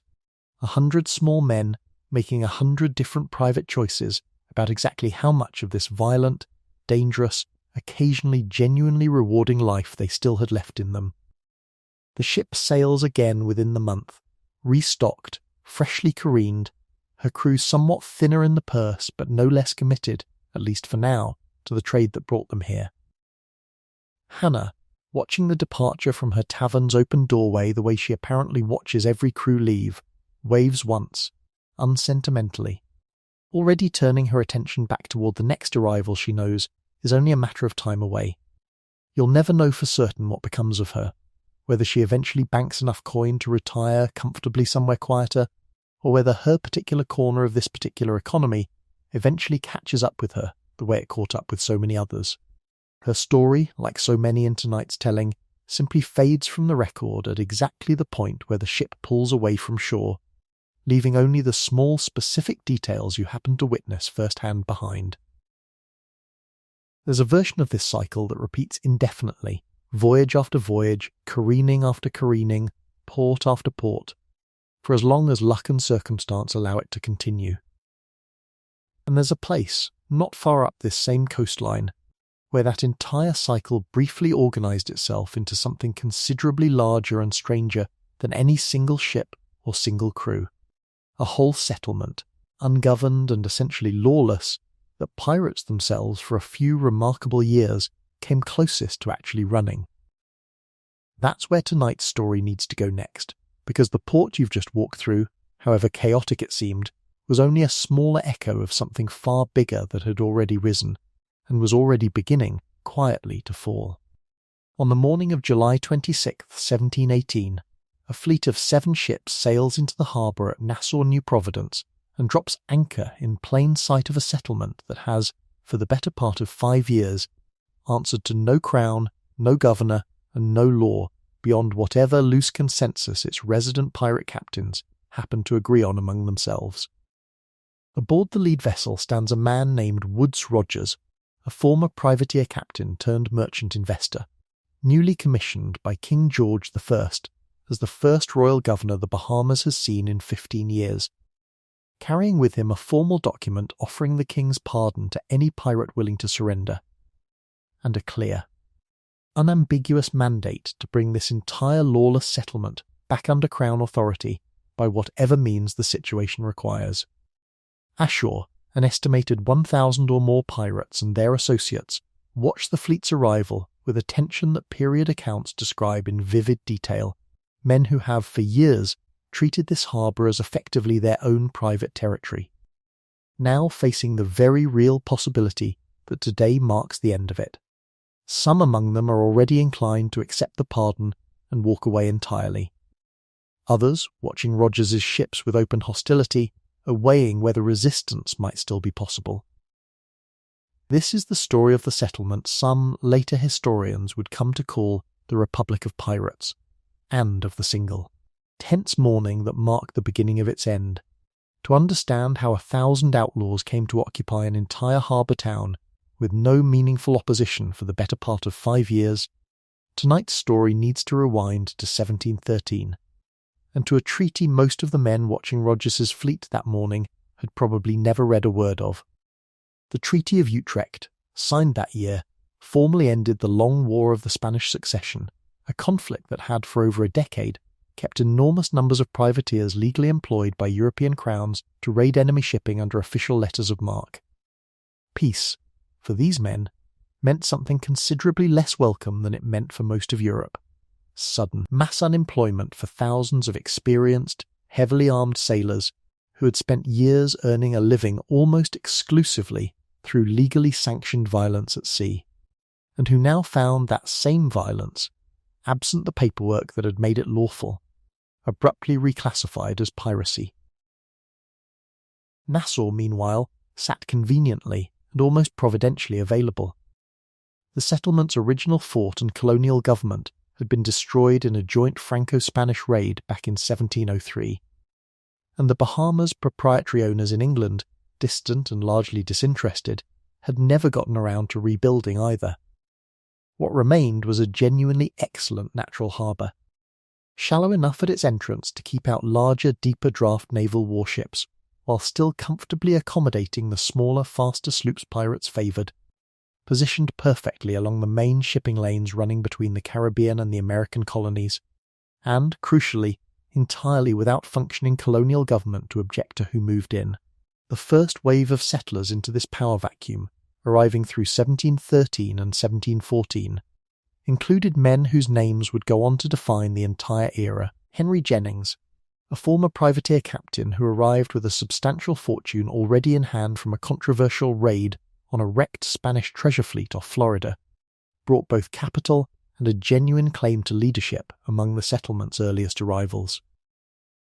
Benjamin Hornigold, whose own later career you've already spent time with tonight through his role training a young Edward Teach, arrived around the same period and quickly established himself as one of the harbour's most respected and successful captains, credited by several period accounts with effectively organising much of the settlement's earliest informal governance. What emerged over the following months wasn't quite anarchy, despite how it might have looked to an outside observer. And it wasn't quite organised government either. Historians have since given the loose collection of captains who came to informally run the settlement's affairs a name that appears, with real consistency, across period correspondence and later retellings alike, the Flying Gang, a term describing not a single unified organisation, but a shifting, negotiated alliance of independent captains who settled disputes, organised shared defences, and allocated harbour space through something recognisably similar to the same kind of crew-level consensus and voting you've already seen govern individual ships throughout tonight's story, scaled up, imperfectly and unevenly, to an entire settlement. Here's the detail that tends to surprise people most about Nassau's brief, strange heyday. For a place with a reputation, then and now, for total lawlessness, it developed a genuinely functional set of shared institutions surprisingly quickly. Disputes between crews over prize goods, harbour space, or personal grievances were, by multiple period accounts, frequently settled through informal councils of captains rather than open violence, echoing the exact same instinct toward written or negotiated resolution that individual ships' articles relied on. A rough, unofficial market economy developed to handle the constant flow of captured goods moving through the harbour, supporting an entire secondary population of merchants, tavern keepers, and labourers who profited from pirate spending without necessarily engaging in piracy themselves. There was even, by several accounts, something resembling shared communal defence planning, since a settlement full of wealthy, undefended pirate ships made an obvious and tempting target for anyone with the naval force to take it. And the flying gang's captains understood perfectly well that their survival depended on at least some degree of coordinated mutual protection. None of this should be romanticised past what the record actually supports. Nassau in these years was also, by every honest account, dangerous, filthy, and frequently violent, its population swelling and shrinking unpredictably as ships arrived and departed, its economy built entirely on stolen goods and, uncomfortably, on the broader Atlantic slave trade that touched piracy at multiple points throughout tonight's story already. But the settlement's genuine capacity for self-organisation, imperfect and improvised as it clearly was, is worth naming honestly rather than flattening into a simple story of total chaos, because it tells you something real about exactly the same instinct you've watched play out aboard individual ships all night. Given even the roughest opportunity, these men kept building rules. The physical settlement itself, worth picturing clearly rather than leaving as an abstraction, consisted mostly of temporary, hastily built structures, palm-thatched huts, salvaged ship's timber repurposed into walls, canvas sail stretched over frames for anything resembling permanent shelter. Because a population this transient, arriving and departing with the unpredictable rhythm of individual voyages rather than any settled agricultural calendar, had little practical incentive to invest in sturdier construction. Period visitors' accounts describe a settlement that looked, from a distance, more like a temporary military encampment than a natural town, and that impression, by most reasonable measures, was substantially accurate. Estimates of Nassau's peak population during these years vary considerably across different accounts, but figures in the range of 1,000 to 2,000 residents at any given time, a substantial fraction of them pirates themselves, and the rest a supporting population of merchants, labourers, and camp followers, appear consistently enough across period correspondence to be treated as a reasonable working estimate. Among the settlement's most colourful and consequential residents during these years was a captain named Charles Vane, a man whose reputation, even among a community that included Blackbeard and Calico Jack Rackham, stood out for a particular stubborn defiance that would eventually define both his career and his death. Vane arrived in Nassau's orbit relatively early, building a reputation as a skilled and successful, if notably harsh, captain, and unlike many of his contemporaries, showed little interest from the start in any future that involved surrendering to royal authority under any circumstances whatsoever. Where other captains weighed the pardon pragmatically, calculating risk against reward the way Kettle might weigh a plank's soundness, Vane's opposition ran deeper and more personal, closer to genuine, unwavering conviction than careful calculation. It's in this same period and community that Anne Bonny and Mary Read, briefly mentioned earlier in tonight's story, moved through the wider orbit of Nassau's pirate world, Bonny arriving as the wife of a small-time pirate before eventually joining Rackham's crew, and Read arriving by a considerably more circuitous route involving prior service, disguised as a man, in both a European army and later a Caribbean privateer crew, before she and Bonny eventually crossed paths aboard the same ship. Their presence, tolerated within a community whose own articles technically forbade women aboard, illustrates something worth sitting with, even a set of rules written down and read aloud with real ceremony bent, in practice, when the men enforcing them decided it suited their purposes. A pattern that should feel familiar by now from nearly every corner of tonight's story. By 1717, word of Nassau's continued lawlessness had reached London with enough urgency, driven by mounting complaints from merchants and colonial governors across the Caribbean and American colonies, losing enormous sums to raids launched from the settlement, that King George I issued a formal proclamation offering pardon to any pirate who surrendered before a set deadline. and appointed Woodes Rogers, an experienced former privateer with genuine standing and a personal financial stake in restoring order, as the Bahamas' new royal governor, tasked specifically with bringing Nassau back under Crown control. Rogers's arrival that July morning in 1718, the scene tonight's chapter opened with, triggered exactly the kind of tense, uncertain standoff the settlement's residents had been anticipating and dreading for months. Hornigold, calculating the odds with the same pragmatic instinct that would later lead him into pirate hunting, accepted the pardon almost immediately, lending his considerable local credibility to Rogers's effort and helping persuade a meaningful portion of the settlement's population to follow his example. Most of Nassau's residents, weighing a genuine chance at legal amnesty against the increasingly poor long-term odds of continued piracy, chose to accept the pardon as well, in numbers that surprised even Rogers himself. By his own later correspondence back to London, Charles Vane characteristically refused entirely, and his response to Rogers's arrival became, almost immediately, one of the most theatrically defiant acts of the entire Golden Age.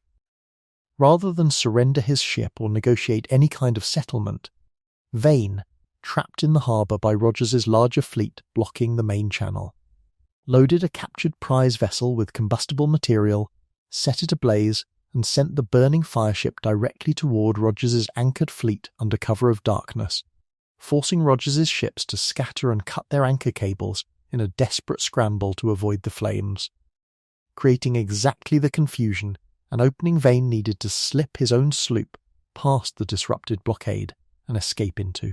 Open water, his crew reportedly firing a defiant parting shot and giving 3 cheers as they cleared the harbour mouth. It's a genuinely audacious escape, and it's worth sitting with the sheer nerve it required. A single captain, cornered by an entire royal fleet sent specifically to end his way of life, choosing spectacle and defiance over surrender and pulling it off. It bought Vane roughly 3 more years of continued piracy before his eventual capture and execution at Port Royal in 1721. A fate that, in hindsight, makes his fireship escape read less like a triumphant final act, and more like a stubborn postponement of an ending that Nassau's transformation had already made close to inevitable. This is the story of the Republic that briefly proved outlaws could govern themselves, and the single defiant fireship that couldn't, in the end, actually save it. Rogers's own subsequent years as governor, worth knowing if only because they complicate any simple story of triumphant royal authority restoring order to chaos, were considerably harder and less triumphant than that July morning might have suggested. Funding promised from London arrived slowly and inconsistently. The fort he needed to properly defend the harbour took years longer to complete than planned, and a Spanish attack in 1720 came close to overrunning the settlement entirely before being repelled. Rogers personally financed a considerable portion of the colony's defence and administration out of his own pocket, accumulating debts that would eventually land him, remarkably, in a London debtor's prison for a period in the mid-1720s, before he was reappointed governor and returned to Nassau a second time in 1729, dying in the post in 1732, having spent the better part of his final years fighting for a settlement that never fully repaid what it had cost him personally. Rackham, for his part, initially accepted Rogers's pardon alongside most of the rest of the settlement, only to return to piracy within roughly a year, sailing with Bonny and Reed among his small crew before his eventual capture off Jamaica in October of 1720. The trial that followed, held that November, ended with Rackham and most of his crew sentenced to hang, while Bonny and Reed, both found to be pregnant at the time of trial, successfully invoked a legal provision known as pleading the belly to postpone their own executions, Reed reportedly dying of fever in prison before her case was fully resolved, and Bonny's ultimate fate remaining, per the honest limits of the surviving record, genuinely uncertain. With several competing accounts and no definitive documentation of what became of her afterward, Rackham himself, according to a detail repeated across several period accounts though impossible to verify with full certainty, was permitted a final visit from Bonny before his execution, during which she reportedly told him she was sorry to see him there, but that if he had fought like a man. He need not have been hanged like a dog, a line that, true or embellished, has outlived nearly everything else recorded about either of them. There's a small, striking detail from Rackham's capture worth including, because it complicates the story in exactly the way honest history usually does. Surviving trial testimony from the engagement describes Bonny and Reed as having fought considerably more fiercely than most of the male crew during the actual boarding action that led to their capture, with at least one account describing Reed furious at her crewmate's reluctance to fight, firing her pistol down into the ship's hold, where several men had retreated rather than face the attacking sloop. Whatever else can be said about their presence aboard, in defiance of the same articles that technically forbade women on pirate ships throughout tonight's story, the surviving record doesn't support any account of the two women as passive bystanders to Rackham's final fight. If anything, period testimony suggests the opposite was closer to true. There's a quieter irony worth naming here too. Jennings, whose early fortune and leadership had helped establish Nassau as a pirate haven in the first place, back in 1713, also accepted Rogers's pardon and, unlike Vane, appears to have genuinely retired from piracy afterward, fading from the historical record in a way that suggests, by the honest silence of the sources, an ordinary and undramatic remaining life. The man who arguably founded the whole settlement, and the man who most stubbornly refused to see it end reached, in the space of the same few weeks, two entirely opposite conclusions about what came next. Nassau's transformation from lawless haven to functioning royal colony was never quite as clean or complete as Roger's own official reports back to London like to suggest, and it's worth naming that honestly, rather than presenting his arrival as a tidy, decisive ending. Piracy continued, in reduced but persistent form, across Caribbean waters for another decade or more after 1718. And Nassau itself required repeated, sustained effort across multiple governorships to fully establish the kind of stable colonial administration Rogers had originally been sent to build. But the settlement's brief window as something close to an independent, self-organised pirate territory, roughly 5 years running from 1713 to 1718, effectively closed with that July morning standoff, never to reopen in anything like the same form again. It's worth remembering too that Nassau's story was never really unique in kind, only in scale and duration. Smaller, shorter-lived pirate havens rose and fell across the same rough decades in places like La Sainte-Marie off Madagascar, and at various points along the Carolina coast, each one built on roughly the same underlying logic: an ungoverned harbour, a population of outlawed sailors with nowhere else welcoming to go, and enough shared self-interest to organise, however loosely, around mutual survival. What lingers, 300 years later, is less the specific administrative details of Rogers's governorship than the stranger, more durable idea Nassau left behind.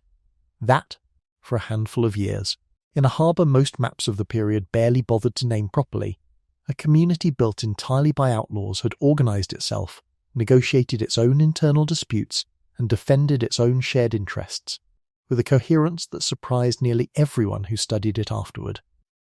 Colonial officials and modern historians alike.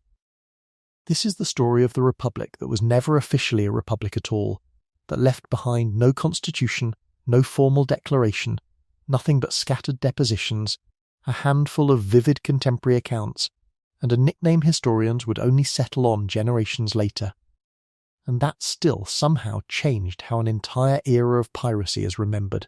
The name Nassau still carries something of that history today, even as the modern city bears almost no physical resemblance to the ramshackle, tar-scented settlement Rogers sailed into that July morning. Popular culture has, over the past century, seized on this particular chapter of pirate history with real enthusiasm, novels, films, and television series drawing directly and repeatedly on Vane's fireship escape, on Bonny and Reed's presence among Rackham's crew, on the sheer improbable image of 1,000 outlaws briefly running their own harbour town, because the underlying story, stripped of embellishment, was already dramatic enough on its own terms to need very little invention. It's worth noting, too, how much of this particular story survives specifically because it happened at the hinge point between two very different kinds of record. the informal, half-mythologized accounts of pirate life that dominate earlier chapters of tonight's story, and the far more thorough, bureaucratic paper trail that a newly installed royal governor, writing detailed reports back to London, inevitably generated. Nassau's fall is documented as well as it is largely because the people who ended it were considerably better record keepers than the people who built it. There's something worth sitting with one last time, in the shape of this particular story before tonight's journey turns toward its close. A settlement with no king, no formal charter, no legitimate claim to exist at all under any European law of the period, nonetheless managed for a handful of years to function, imperfectly, violently, but genuinely, as something closer to a self-governing community than almost anyone expected outlaws capable of building. It didn't last. Almost nothing in tonight's story has. But for a while, in a harbour that smelled the same way every harbour in this story has smelled, tar and salt and wood smoke, a group of men and women with every reason to distrust each other chose, again and again, against every easy assumption about what pirates were supposed to be, to try building something together instead. There's a harbour smell that's run underneath nearly every scene in tonight's story. Tar and salt and wood smoke. The same smell that greeted you on the deck of a captured merchantman at the very start of this journey. The same smell that hung over the careening beach, over Hannah Dolliver's tavern, over Nassau's ramshackle waterfront in its brief, strange years of self-governance. It's the smell of an entire world that no longer exists anywhere except in exactly the kind of scattered depositions, ship's logs, and careful trial testimony tonight's story has leaned on throughout, and in the stubborn, patient work of people who still comb through it. Somewhere in the years after this story ends, Jonas Kettle finally writes that letter to Bristol. We don't know, and can't know, exactly what it said, or how it was received, or whether the daughter who'd have been 7 when this story began ever came to know her father again.